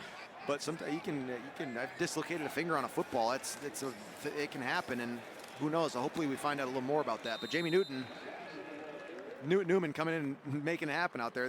He was fired up too. He got the first down yardage on the previous play and never actually went to the ground. Rolled out of it and stayed alive, though the whistle was dead. So 3 plays, 3 runs. This was a handoff to Don Jackson, who got a pretty nice run of 6 or 7 yards. They're going to say it's 2nd and 3 now for the Tiger Cats. Jamie Newman has 2 touchdowns in his CFL career. The rookie quarterback has not thrown a pass yet.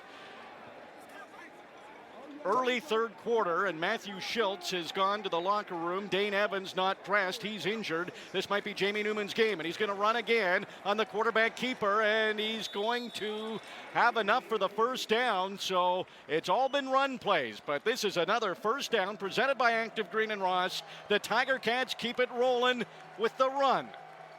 4 run plays in a row for 2 first downs. So if you're the Argos defense, are you expecting another run play? Yeah, but don't mistake it. Jamie Newman is a professional quarterback. Yes. We saw him in preseason. He did a lot of impressive things there as well. But we'll see how Tommy Condell. Talk about adversity, though. I mean, holy smokes! In the last 2 quarters of football, you've gone 2 pegs down on your quarterback roster. It's really there's a lot to think about there. Going to steal one from the page of Coach O. It's an opportunity. Jamie Newman, he passes. He's perfect in his passing career as a quarterback. A check down to Don Jackson. Not a large gain, but it is a complete pass for a gain of 2 to Jackson, and he goes out of bounds at the Argos sideline on the near side. Jake Burt comes in. Jesse Gibbon, the 6th offensive lineman, comes out along with Don Jackson, and when things start shaking up here, it echoes throughout the rest of the offense. The personnel has to get mixed up to match that quarterback's, skill set in the call sheet that's specific to that quarterback. We'll see how this progresses. 3 receivers off to the right of Jamie Newman. That is the wide side of the field. Jake Burt will flank Newman on his left, and Newman's going to keep this football. He's heading up the middle. The Argos now all conglomerate to bring him down at the 30-yard line. That's not going to be enough for a first down, but it should be enough to try a field goal, or the Ticats going to go for it here. So we're getting word that Matthew Schultz has a lower body injury. Tiger Cats will go for a field goal as Seth Small comes onto the field. So something to keep an eye on here for this field goal attempt is Matt Schultz has been the holder for the whole season. And I can tell you, great point. When you throw a little sand in the gears for the kicking unit, things can go bad.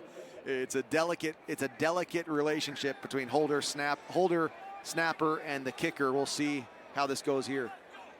Looks like Stavros Katsantonis is going to be the holder. And the kick from 36 yards is good. So smooth as silk for the Tiger Cats. The field goal is good. Seth Small has hit all 3 of his field goal attempts in this game. Tiger Cats creep a little closer. They trail the Argonauts early in the third quarter, 21-17. We'll be right back on the Ticats Audio Network. Very nice. Canadian Armed Forces night at Tim Hortons Field. Tiger Cats have a field goal in this third quarter. They've won the third quarter once this year. That was against Montreal. It turned into a victory. 9 minutes to go, third quarter. Argos lead the game, though, 21-17. Lots of time for McLeod. Bethel Thompson, and he was trying to connect with Tavares Daniels. Cam Kelly very nearly picked that off. The interceptions leader of the Tiger Cats was all over another one, but it goes incomplete. So first of all, beautiful route by Tavares Daniels there. He was from the inside. He ran sort of a sail or a corner post back across the middle. But Cam Kelly, that would have been one of the most unbelievable interceptions of the year. Just barely out of his hands, and man, that's exactly what the Ticats need is those big interceptions from this defense. He had to reach with one hand and almost picked it off. 2nd and 10 for the Argos from their own 40. Crowds loud again. Bethel Thompson, he completes the pass to Brandon Banks. Speedy B getting a nice little comeback there to the right from the slot. That's one of the things he's got such a great ability for, is that skill to catch the football and immediately burst forward up the field for the extra yards. It quieted the crowd at Tim Hortons Field. Play action to Ouellette, and then it's thrown to the right to Markeith Ambles, who barely got back to the line of scrimmage. Tunde Adeleke running upfield, and it's almost shocking how fast he's able to do that. He burst up through that screen set up to the outside there for the tackle right at the line of scrimmage. Great play by number 2. So another 2nd and 10 here for the Argos. They've been pretty successful tonight in these situations, which is rare against the Hamilton defense.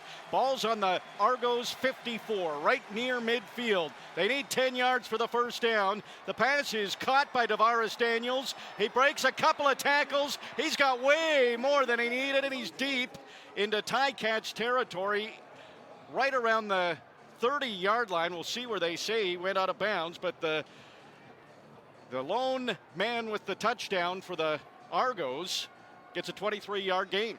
Boy, Simone Lawrence running out to cover down on that out route there. When he's down on the field, really struggling with something in his lower body. It looked like his ankle. And he hopped up again to try to kind of get back to his spot there for the next play, and realized quickly he couldn't. So that, again, RJ, it's like we're watching gladiators out here with these injuries. It's nuts. Every play, it seems, and important players. Simone Lawrence, just his 2nd game back from injury, and he's on that Ticats sideline. Chad Kelly and Tavares Daniels, the 2 Argos, with touchdowns. It's a 21-17 lead for Toronto.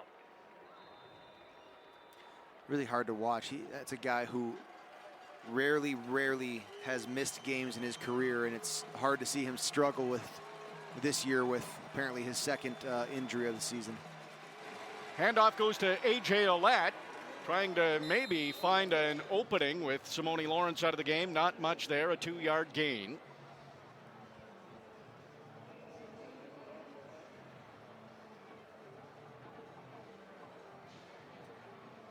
You're right, RJ. There's the Argonauts have had some productivity on second downs and second and longer than 5 too. They've been able to convert some of those hard to make 2nd and 8 yards like they have right now. And this field position here, another place. I mean, really important time for the Ticats to put a stop here. McLeod Bethel Thompson, 2nd and 7, throws over the middle. It's a great catch. Curly Gittins Jr. Tiger Cats have really kept the leading receiver of the Argos quiet for the most part of the last 2 games, but that's an important 2nd down reception that turns into a 1st down for the Argos, and they're in the red zone, or at least very close. Oh yeah, they're well into the red zone at the 15 or 16-yard line.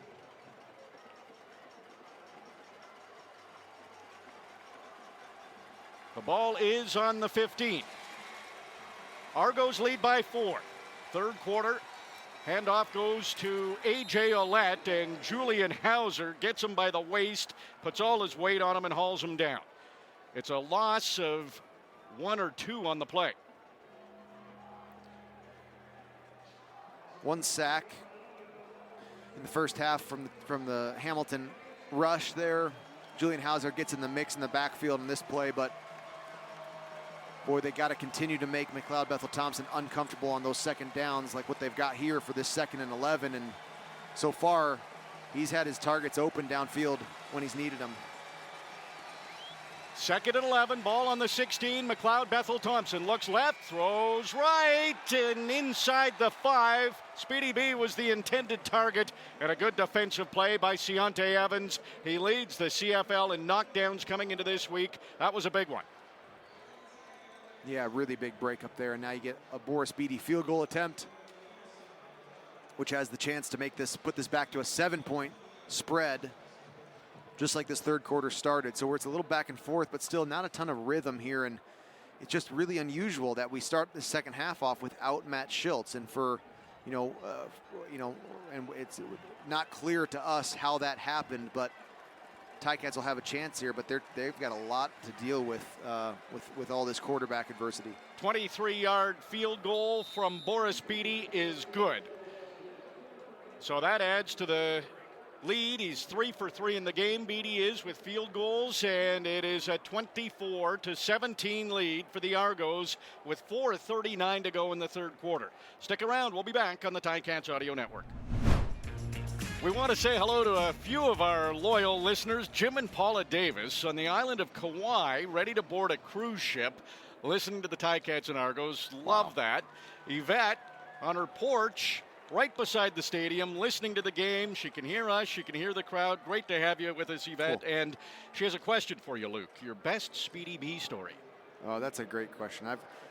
I could take this a lot of different directions, as you might imagine. And I'll say, one cool thing is we came into the CFL literally the exact same week, Speedy B and I. We came into Hamilton fresh from the States together in that 2013 season, so we kind of always had that connection, Speedy B and I. And everyone's got all the memories of his returns and all those great plays that he made. But in my best season in 2018, I had a couple really short catches for long touchdowns, like yards after the catch, right? Yep. And it would just so happen that season that in all of those, Speedy B was like my lead blocker. It was just so funny because you wouldn't expect that from the smallest man on the field, and he was awesome at it. And it was really, really, really cool for he and I to play so many years together, and what a great player and teammate. He was the only guy fast enough to stay ahead of you. Jamie Newman in at quarterback. It's another run play, a handoff to Don Jackson, and he runs straight ahead for 4 yards. So again, if you're just tuning in, Dane Evans injured, not dressed. Matthew Schiltz played in the opening half, came out in the 3rd quarter and has an injury, had to go to the locker room. We believe it's a lower body injury from what we're told. And Jamie Newman has come in and has had the majority of run plays. He's 1 for 1 passing, a 2-yard gain. Matthew Schultz was 11 for 15, 92 yards, no touchdowns, did throw an interception that the Argos capitalized on and got points. Jamie Newman, he's got time. He's dropped back to pass. Now he's flushed out of the pocket, breaks a tackle, trying to get back to where they had advanced it after the Don Jackson run, but he could not do it.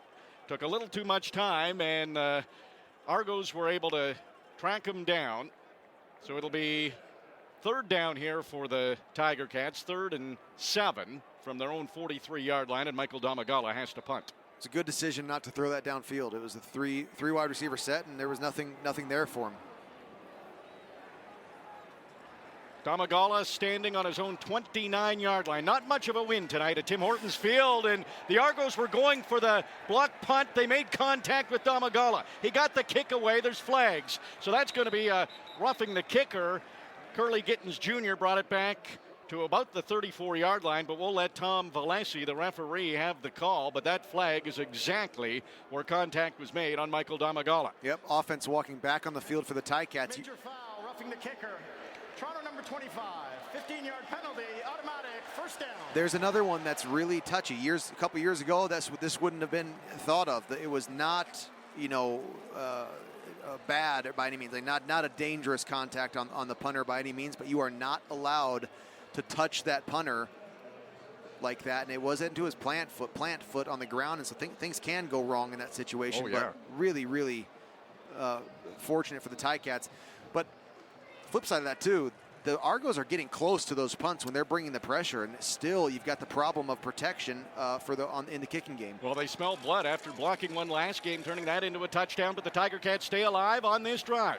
Jamie Newman wants another quarterback keeper. He stutter steps as he gets to the line of scrimmage, cuts to his left, but not very much there. Winton McManus, the leading tackler for the Argos, is having another big game. He was in on that one too.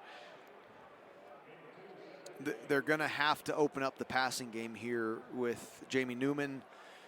The Argos are starting to load up that box now. I mean, and why wouldn't you?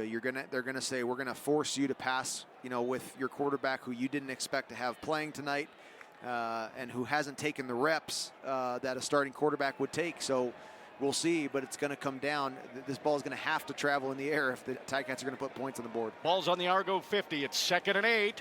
Jamie Newman, pressure's on, dumps it off, and it's caught by Tim White, but it won't be enough for the first down. Tim White trying to argue he wasn't down. He darted down to the Argos 40, but he might have been right too, because he got flipped over the top but never touched the ground, it looked like to me. But there you go, RJ, that was cover zero, no safety, no help man coverage, and Jamie Newman, he got it out of his hands. He did a good job. He was rushed right in his face, but not enough for the first. Domagala gets this kick away, no contact on him, and it's caught by Brandon Banks at his own 5. Cuts back a couple of yards, and then will go out of bounds at that far sideline. Just a 3-yard return. Argos will have to start this drive from inside their own 10, but they lead the football game 24-17 with 1:18 to go in the third quarter. You're listening to the Ticats Audio Network. Welcome back to Tim Hortons Field. RJ Broadhead with Luke Tasker. Argos lead the Tiger Cats by 7. We're late in the third quarter, 1:18 to go. Good news for the Tiger Cats defense. Simone Lawrence is back on the field, and we're getting word that Matt Schultz is on the sideline in full uniform. So we'll have to see, but it's the defense right now on the field for the Tiger Cats. And it's a handoff, and A.J. Ouellette gets a 4-yard gain straight ahead. Tiger Cats defense tenacious, and they need a stop. Yeah, you see Jovan Santos Knox aggressive in there on the mix, and the emotions and the tempers are still running hot out there. You can tell. It's a lot to play a team back to back within a week, and knowing that you'll have it again shortly. It's a one-possession game. Argos deep in their own zone. 2nd and 5. Pass is complete to Davaris Daniels, and he had just enough to get the first down for the Argos. Well, Davaris Daniels has kind of been, we've said his name a couple times since the start of the second half here, and McLeod Bethel Thompson kind of locking in there and just letting his guy win on that route. Richard Leonard tightened coverage, but really nice route technique there to separate at the top of that curl by Daniels.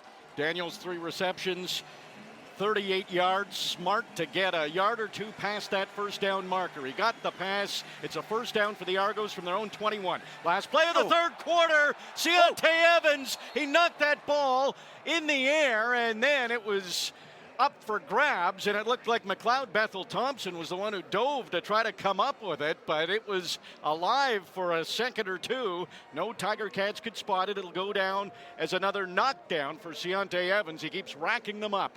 We've got 1 quarter to go at Tim Hortons Field, and the Argonauts lead the Tiger Cats 24-17. The final quarter is coming up next on the Ticats Audio Network. This week on the Ticats Audio Network. It's definitely an opportunity for guys to kind of step up that may not have had certain opportunities in the past. So that's definitely being locked in meetings, locked in walkthroughs like we had yesterday and today. And then when we do get those reps, out there in practice, those live reps, to make the most of them. That's quarterback Matt Schultz on being ready to go for tonight's game as he chatted with Louis Butko. Weekdays, we have all your Ticats information with Louis on Ticats Today. It's on the Ticats Audio Network. And we heard from Matt Schultz. We may see him shortly, Luke, after coming out for the start of the third quarter. Didn't come on the field. He was on the sideline, went into the Tiger Cats locker room, and a quarter later, we're seeing Schultz in uniform and looks like he's ready to go. Yeah, you can see him kind of slapping hands on the sidelines and looks good and doesn't show a limp or anything, but who knows, man. The weird things happen on the football field. Weird things happen, and you get all sorts of injuries and banged up, and we'll see. And unfortunate, though, he wasn't able to be out there for the third quarter, and Jamie Newman came in and moved the ball down the field a little bit, but you could see that Argo defense was really bearing down in the box and bringing a lot of pressure. And this fourth quarter's got to count. We still got a good game here, and the Ticats got a chance to make a difference, but it has to be their best fourth quarter of the season so far. Yes. Right? I mean, literally, it has to be their best performance to make this a win 15 minutes from now. Just a beautiful evening in Hamilton, 19 degrees, it's clear, no humidity, hardly any wind, and a full moon on that east side of the stadium that we're facing. There's 4 big light stanchions, and right in the middle of the middle 2 is a beautiful full moon over Tim Hortons Field. Picturesque, you might say. Very much so. It's almost photoshopped up there for us. Looks great. All right, we got a football game, 24-17, Argos lead. We're about to start the fourth quarter. It's a 2nd and 10 here for Toronto from their own 21. They're now going from right to left. McLeod Bethel-Thompson steps back. He passes. And Davaris Daniels, did he come up with that football? Cariel Brooks looked like he might have knocked it away, but there's flags all over the place. And Daniels came up with the football. Pass interference. Hamilton, number 26. Wow. That penalty is declined. Result of the play is a first down.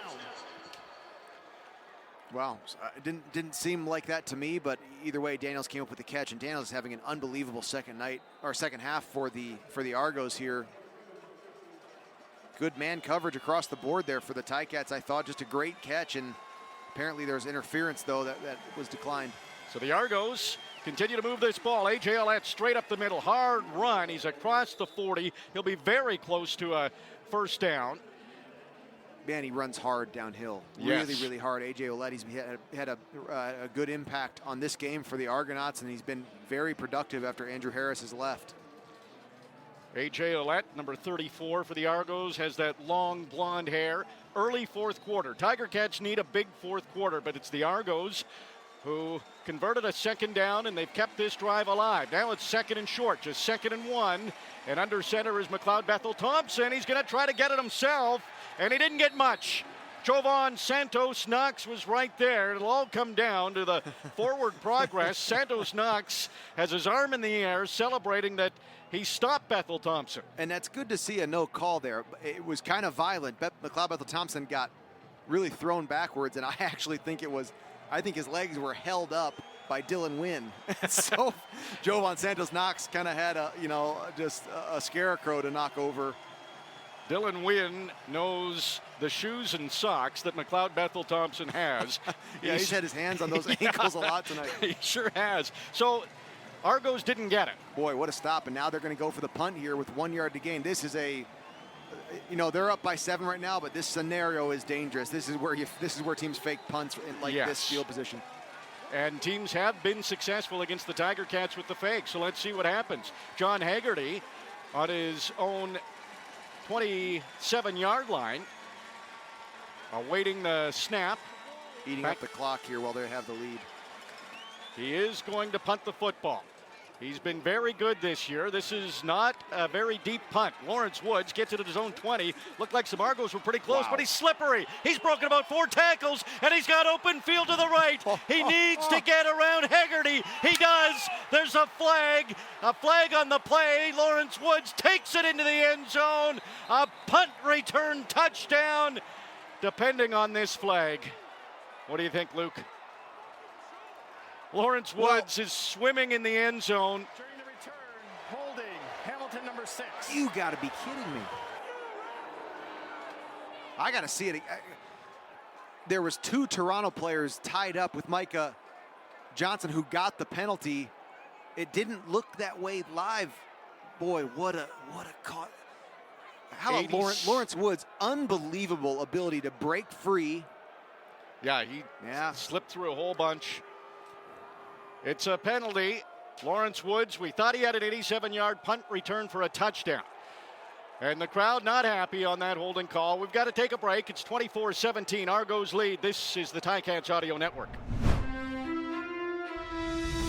This is Petty Officer Second Class Prisco from Canadian Forces Base Hamilton. Go Ticats, Oski Wee Wee. It's Canadian Armed Forces Night at Tim Hortons Field here in Hamilton. Thank you all for your service. Tiger Cats and Argos. It's a 7-point lead for Toronto. The third quarter, each team got a field goal. Remains a 7-point lead. Big news here, Matt Schultz back in the football game. Didn't play in the third quarter, and he's hit hard just as he's throwing the football. It goes incomplete. Winton McManus pointing at the name on the back of his jersey as the crowd displeased that Schultz was hit so hard and no flag thrown. Just a busted protection there by Hamilton. I mean, it was a max protection. I think they had 7 in there, and 2 guys came off the left edge really, really fast and free. No time for Matt Schultz. 2nd and 10, Tiger Cats from their own 40. Matt Schultz back in the game after having a quarter off. 11 for 15 passing, and there's a completion to Stephen Dunbar Jr., who makes the catch, takes a hard hit, hangs on to the football, and wow, is it enough for the first down? They're moving it down, and what a great job by Matt Schultz. He's coming off, he misses the third quarter. There's something going on he's dealing with physically, takes a huge hit on first down, and then stays in the pocket and is patient, shuffles to his left and throws a dart to the first down marker there and keeps the drive going. Awesome job.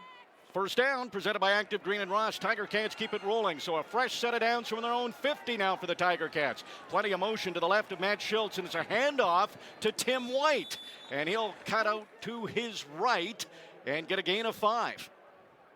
Nice job, and I love the speed out of the backfield there, meaning the efficiency between center quarterback Tim White getting the handoff, and he was out there to the right quickly for a 5-yard gain. Ball right at midfield, so 2nd and 5 here for the Tiger Cats. Matt Schultz looking at his wristband in the huddle, calling the play. Injuries to the Tiger Cats. There's some receivers who have not seen a lot of action. Ungerer, Lamar Durant, Keandre Smith, but they've all been effective in this game. Schultz stepping back, gets the snap, flags fly. And we'll see if the Tim Hortons crowd is correct. They aren't happy with the flags. We'll see. It seemed to me like this is on Toronto. No kidding. 5-yard penalty. Pete, 2nd down. Boy, you just can't take those right now. Not at this point in the game. That's on Woodmansey. And man, that Matt Schultz is piecing this thing together. But you go back now to this second and just over 10 yards, so hard. And now you gotta open up that playbook and go to that corner of that little spreadsheet that's for 2nd and 10. And boy, the odds are against you. And let's see if Matt Schultz can piece it together. There's no automatic on that spreadsheet to convert the 2nd and 10. Tiger Cats now push back to their own 50. They had it to midfield. That penalty pushes them back. Schultz with time, and he's looking deep, and it is caught. Tim White, touchdown, Tiger Cats. Huge play. Tim White back in the limelight. Oh, man. Matt Schultz, the Argos brought the blitz. Matt Schultz stood in the pocket, patient, and put that up there for his playmaker to make a move on it. And you thought it was going to be catch tackle, maybe pass interference, and he catches it and spins away to go that last 8 yards for the touchdown. What a play.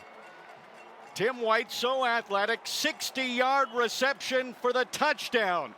That play was driven by Enterprise Rent-A-Car.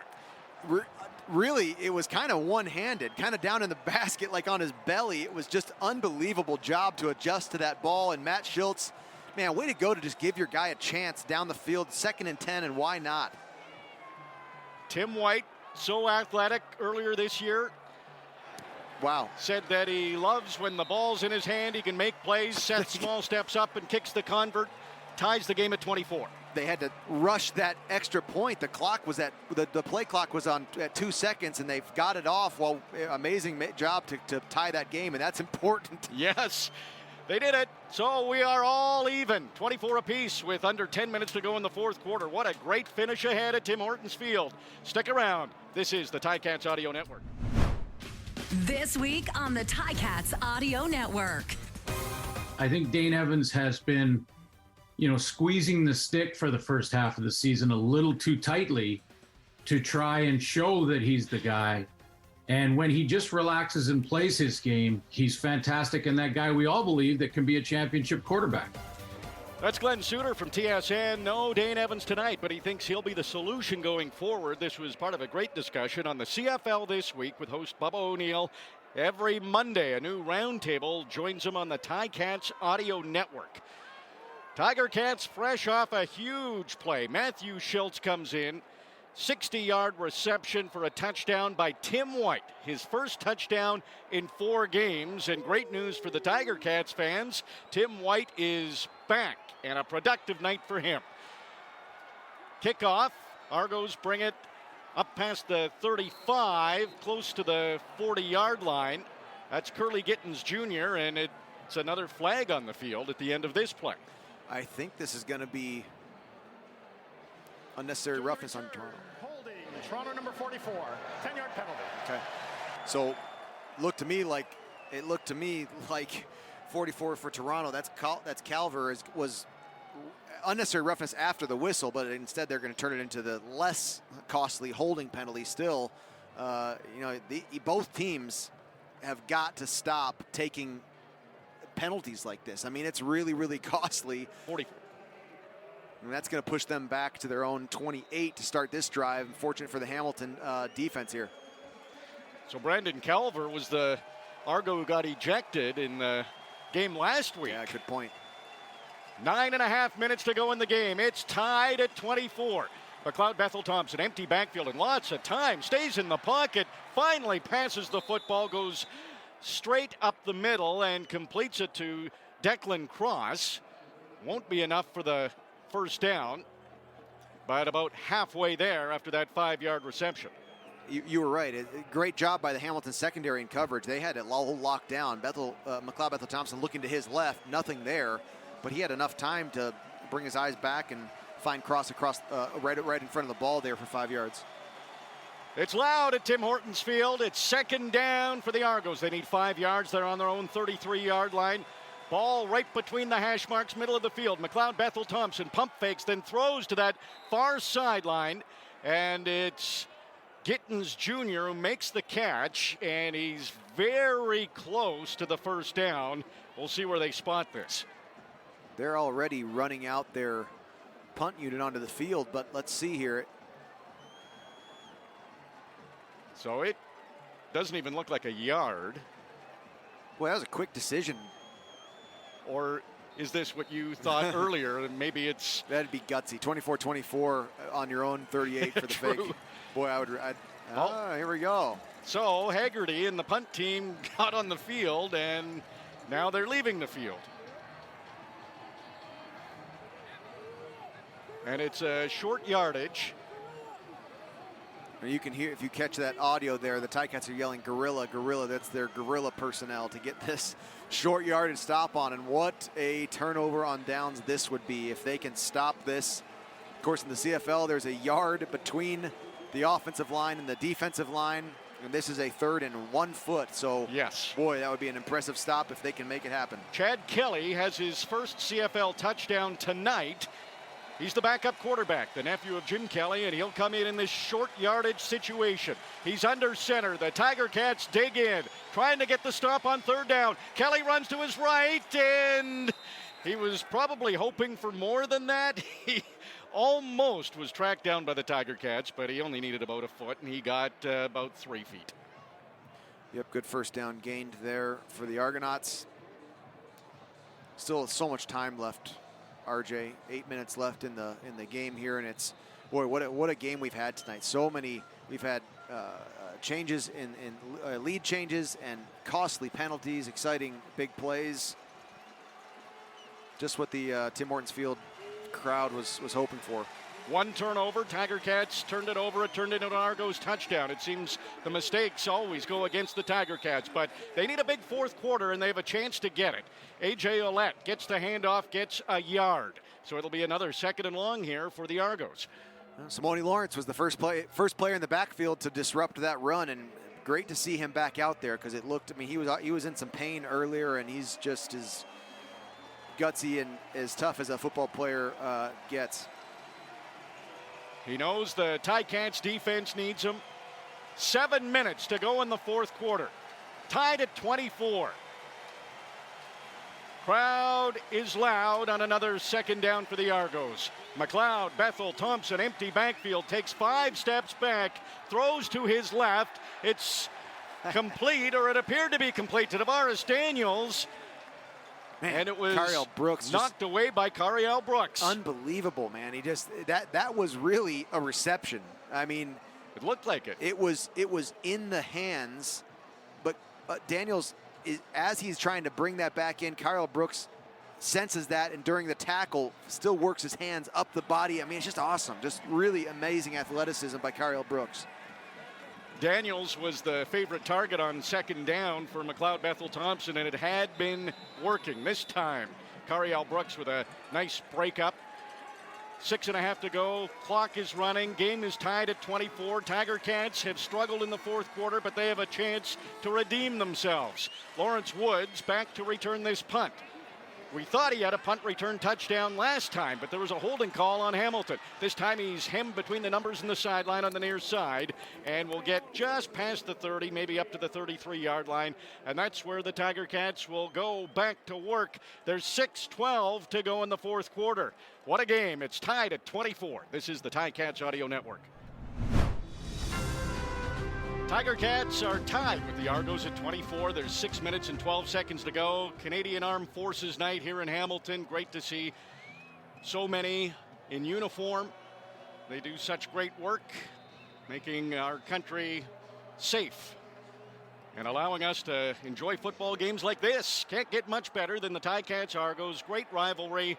Argos won last week. Tiger Cats trying to even the series, and it comes down to the last 6 minutes of this football game.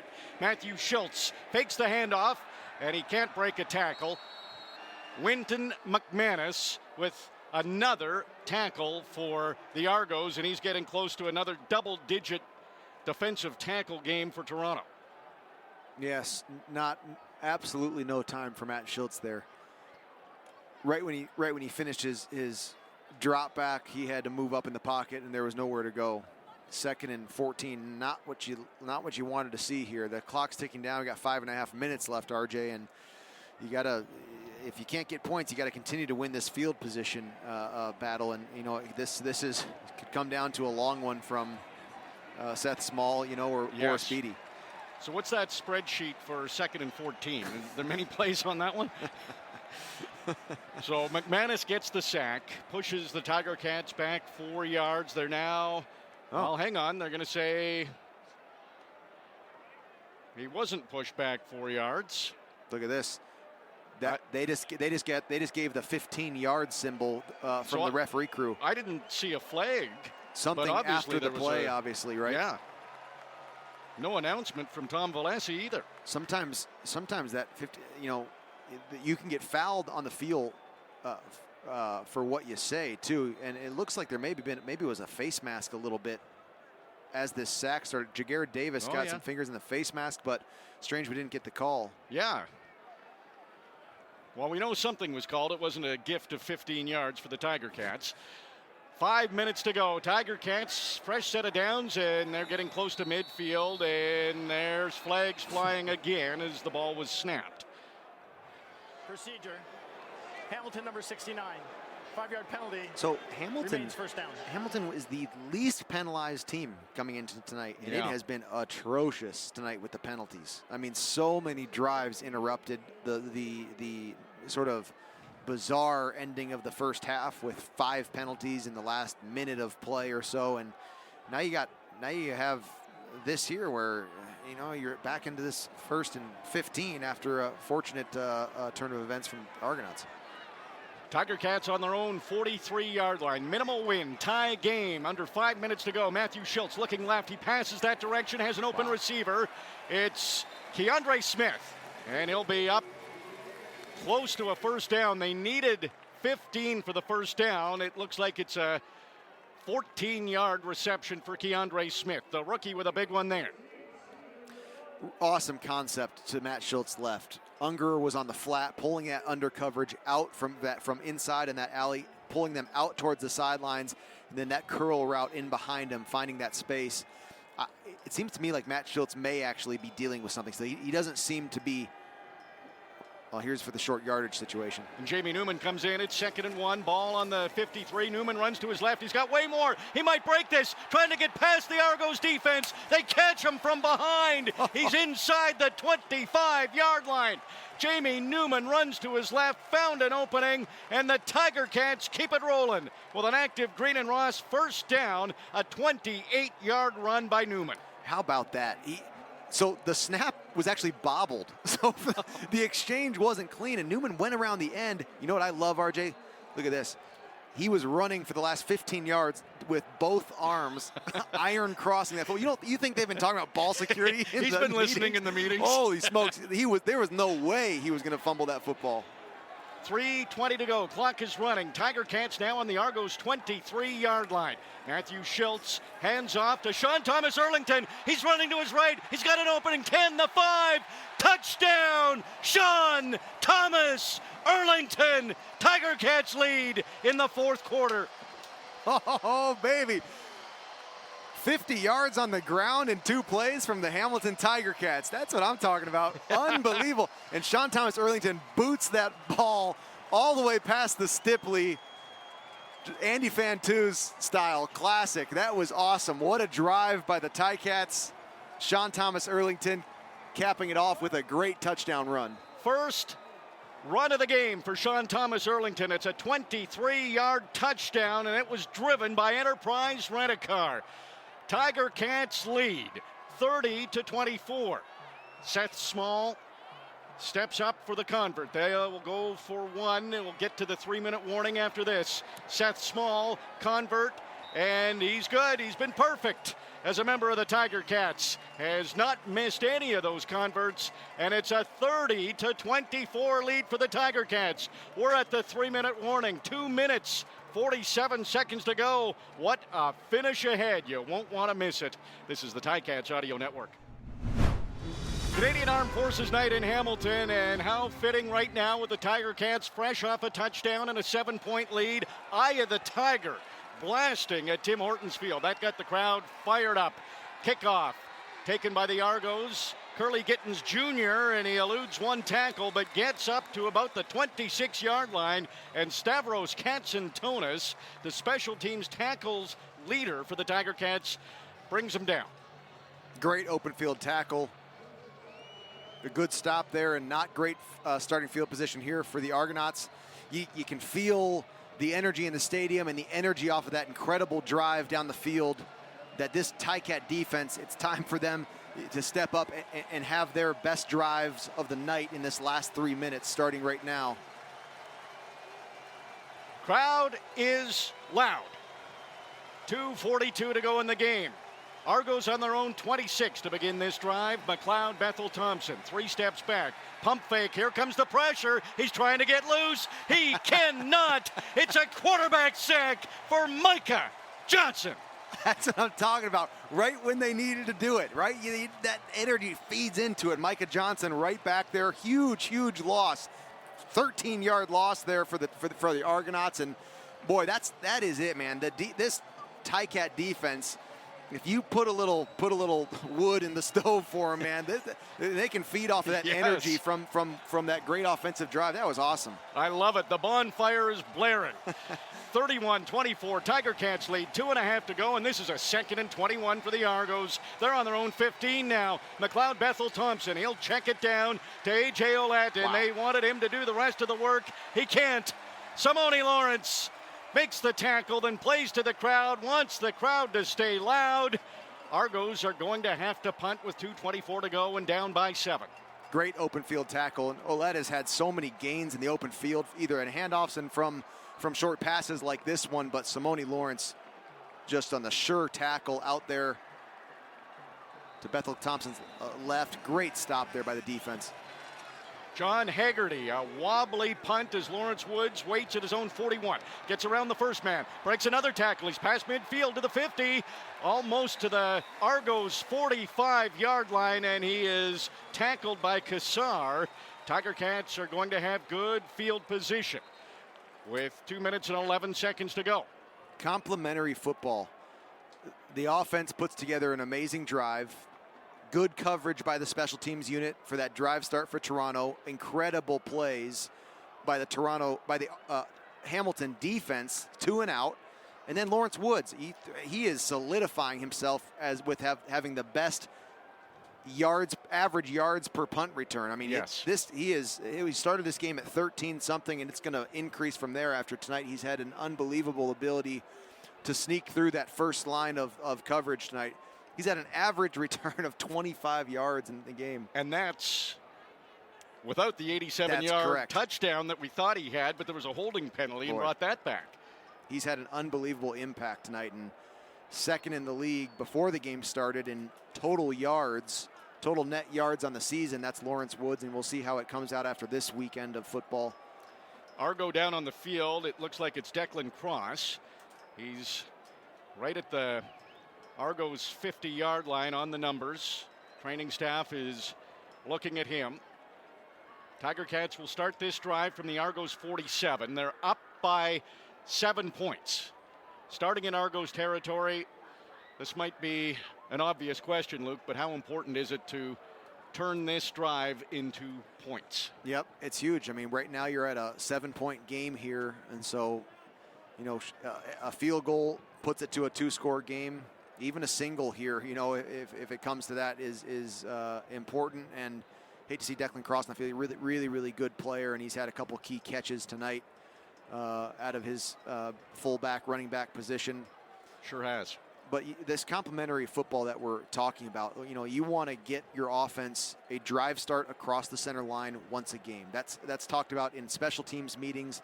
The defense is part of that. The whole team obviously plays a role in the field position battle, but just huge. That net negative drive for the Argonaut offense, right? Pushing them back, sack for a loss, followed by a great return. And now in the crucial moments of this game, Matt Schultz gets to start on the Argonaut 47. I mean, what an awesome example of 3 phases working together. Tiger Cats have outscored the Argos in the second half 17-3. There's been 1 turnover. Tiger Cats turned the ball over. It was an interception by Robbie Smith, and it turned into a short touchdown for Chad Kelly, first of his CFL career. But the Tiger Cats lead late. There's a handoff to Sean Thomas Erlington, fresh off his touchdown in this game. That's a gain of 5 on first down.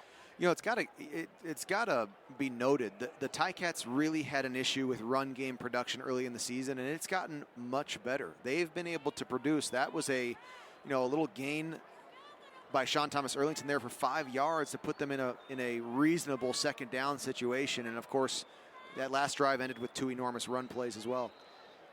They've had some consistency at offensive line over the last few games. Jamie Newman has come into the game on this 2nd and 6, they're calling it, from the Argos 43-yard line. Jamie Newman in the shotgun. Argos have to be thinking it's a run of some sort. Let's see what the Tiger Cats have up their sleeve. Jamie Newman's going to keep it. Goes up the middle, cuts to his left. He needs to get to about the 37-yard line, and he was close. Yes, extremely close with his forward progress. So this will be interesting where they spot the football. That looks like about a yard or a little more. Boy, I thought that he I did too. Had more than that. It's a yard and a half, and yeah, you're not going to put your short yardage team out there with a yard and a half when you're up by 7 here. But basically this is 2 minutes to go. It's too much. Seth Small is on a nice string of field goal conversions here. We'll see how this 46-yarder goes. He's hit 8 in a row. Big field goal.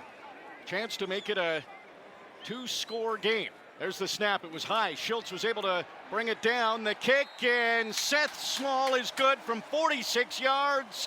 That's 9 in a row for Small. But he comes up big and makes it a 10-point lead for the Tiger Cats with 1:40 on the clock. Wow, huge kick. And you're right. I love giving some credit to the holder and the snapper in the operation. And man, Matt Schultz has got his plate full of responsibilities tonight, and this is an important one of them. And he did a great job getting that down, and long make there for Seth Small at a huge time in the game. And now this looks very, very different to the Argonauts. They've got even more work cut out for them. Tiger Cats have won 2 in a row at Tim Hortons Field. Really, they should be 4-0 at Tim Hortons Field. Those games against Calgary and Edmonton, the Tiger Cats had big leads, could not hang on. They've got a 10-point lead with 1:40 to go. We've talked about the fourth quarter way too many times after Tiger Cats games. So far, so good. It's 20-3 in the second half as far as the scoring in favor of the Tiger Cats. An excellent second half. Michael Domagala getting set to kick off from the Ticats 30-yard line. Curly Gittins Jr. will take it at his own 10.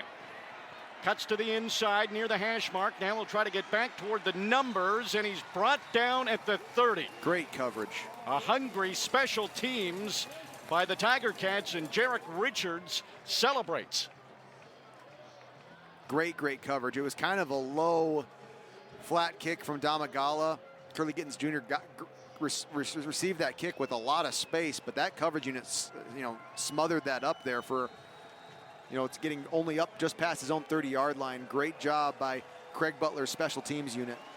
CFL is so exciting. Argos won last week. Montreal won last night in Winnipeg, and now the Tiger Cats up by 10 with 1:34 to go. Defense has to come up big again. McLeod, Bethel, Thompson spots the open receiver. It's Curly Gittins Jr. needed to get to the 41-yard line. He was a little bit short. 8-yard reception. Good job, Jamal Roll, tackling and keeping Curly Gittins Jr. in bounds there, making them run that no huddle offense and not letting them reset in a huddle. Second down here for the Argos. They're up at the 40-yard line. McLeod Bethel Thompson completes the pass, and battling for extra yards is Dejon Brissett, and he'll be very close to the Argos 50. It is enough for a first down, though. Micah Johnson's taking a knee on the field there. He seems to be banged up a little bit. Now he's up. Looks like he's going to get off under his own power and get attention there. RJ, we talked about it's gonna have to be, has been the best fourth quarter, and it is not even close. 17-0 in the fourth quarter for the Ticats right now in this game. I mean, just unbelievable production. It's just they haven't been able to do it in games past, and look at the difference that this makes. And all three phases have won this quarter so far. In 8 games coming into tonight, the Tiger Cats had scored 29 points in the fourth quarter. Like you mentioned, they have 17 tonight. So My guess is they're tired of those questions about what's happened in the fourth quarter. So if you talk to Coach O tonight on the post-game show with Rick and Andy and Courtney, be sure to ask what went right in the fourth quarter. That's right. We can flip the script now, and I'm sure we'll get a whole number of answers that we haven't heard from the past. And this is just all around. They've played solid. But it is a 10-point lead. Argos have the football, and there's over a minute to go, and it is the CFL. McLeod Bethel Thompson under pressure, and he's caught. He's brought down by Malik Carney. A huge sack for the Tiger Cats. Boy, they are all over the place, man.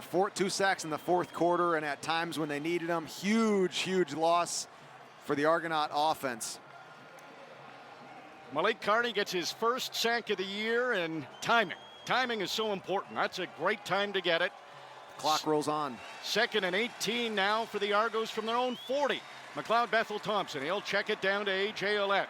He cuts to the middle, made one nice move, breaks another tackle. He's got the first down and more. He's running down the near sideline right in front of the Argos players, and that is a play that didn't look like it was going to materialize into much, but A.J. Ouellette made it happen, and he's got the ball in Ticats territory. He does a great job. I mean, he's a big, strong runner. Great move in the open field. Simone Lawrence on the last drive making that great open field tackle. This time it's Ouellette that makes the move and wins that battle, but impressive first down. All the way up to the Hamilton 46-yard line. 50 seconds to go. 3 receivers to the right of McLeod Bethel Thompson, but he looks left the whole way and misses the intended receiver.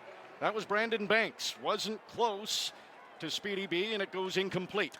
Miscommunication there. Speedy B and McLeod Bethel Thompson had something different in their minds. And 2nd and 10, great chance here. This Ticat defense, they have just had an unbelievable ability to make these stops in the second half, where in the first half, McLeod Bethel Thompson was making hay on his second downs.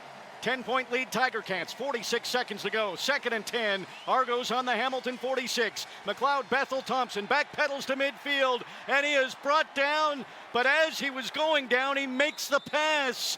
And it's to Adababoye, who gets across the 40-yard line. He's going to be a bit short of the first down, but it is 3-down territory for the Argos, and somehow Bethel Thompson got that pass away. He was on his way down. It was incredible.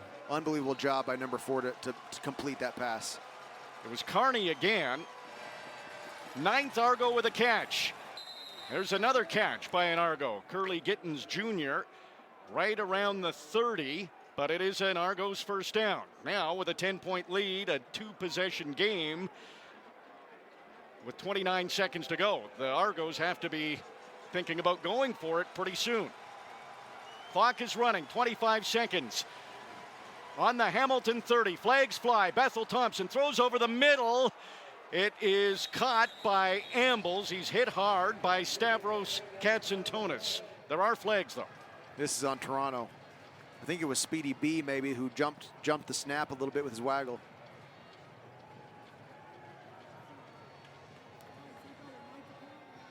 Offside. Toronto number 16. 5-yard penalty. Repeat. First down. Good eyes, Luke.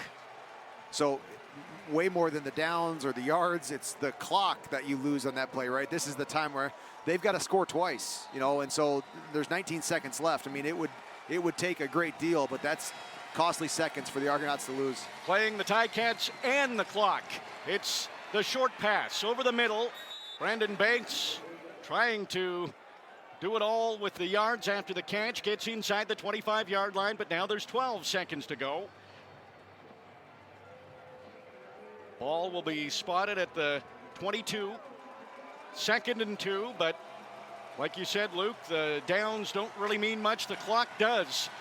Bethel Thompson going for the end zone, looking for Curly Gittins Jr., and it's incomplete. It went out of bounds. It was actually caught by Cariel Brooks, but it was out of bounds, incomplete. There is a flag right beside McLeod Bethel Thompson. Jamal roughing the passer. No. Hamilton number 96. Half the distance to the goal. Automatic. First down. Well, there's 2 seconds left in the game, but Jamal Roll is laying on the field and not moving. He's rolling around now. He's in pain, but he's rolling around. But he was all by himself. Seemed to be some awkward movement by the pylon there as he adjusted to that ball. Ronheen Bingham was the one who took the roughing the passer, and the injuries to key players continue to mount for the Tiger Cats. Dane Evans, Braylon Addison did not dress. Chris Van Zyl's been out for a few games. Simone Lawrence had to leave for a bit. Matthew Schultz didn't play in the third quarter. And now Jamal Roll is injured in the Ticats end zone.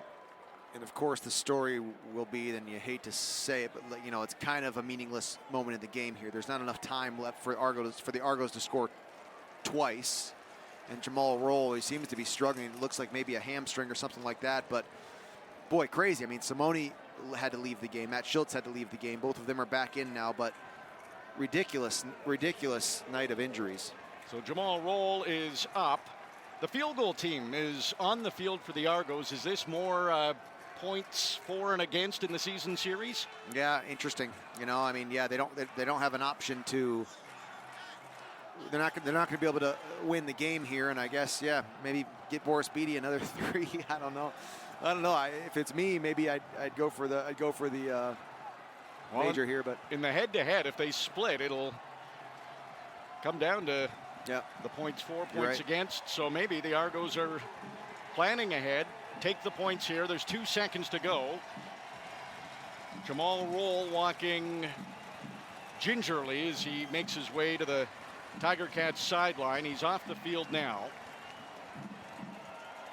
This is a short field goal attempt for Beatty, who's 3 for 3 in the game. Argos came in with the worst field goal percentage in the CFL.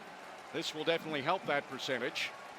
18-yard attempt here for Beatty, and he's able to chip that through, so he's 4 for 4. There's zeros on the clock. The game is over. The Tiger Cats win 34-27. A massive rebound after last week losing to the Argos. An amazing fourth quarter for the Tiger Cats. They don't allow any points, and they put up a ton themselves. The second half was their best second half they've had.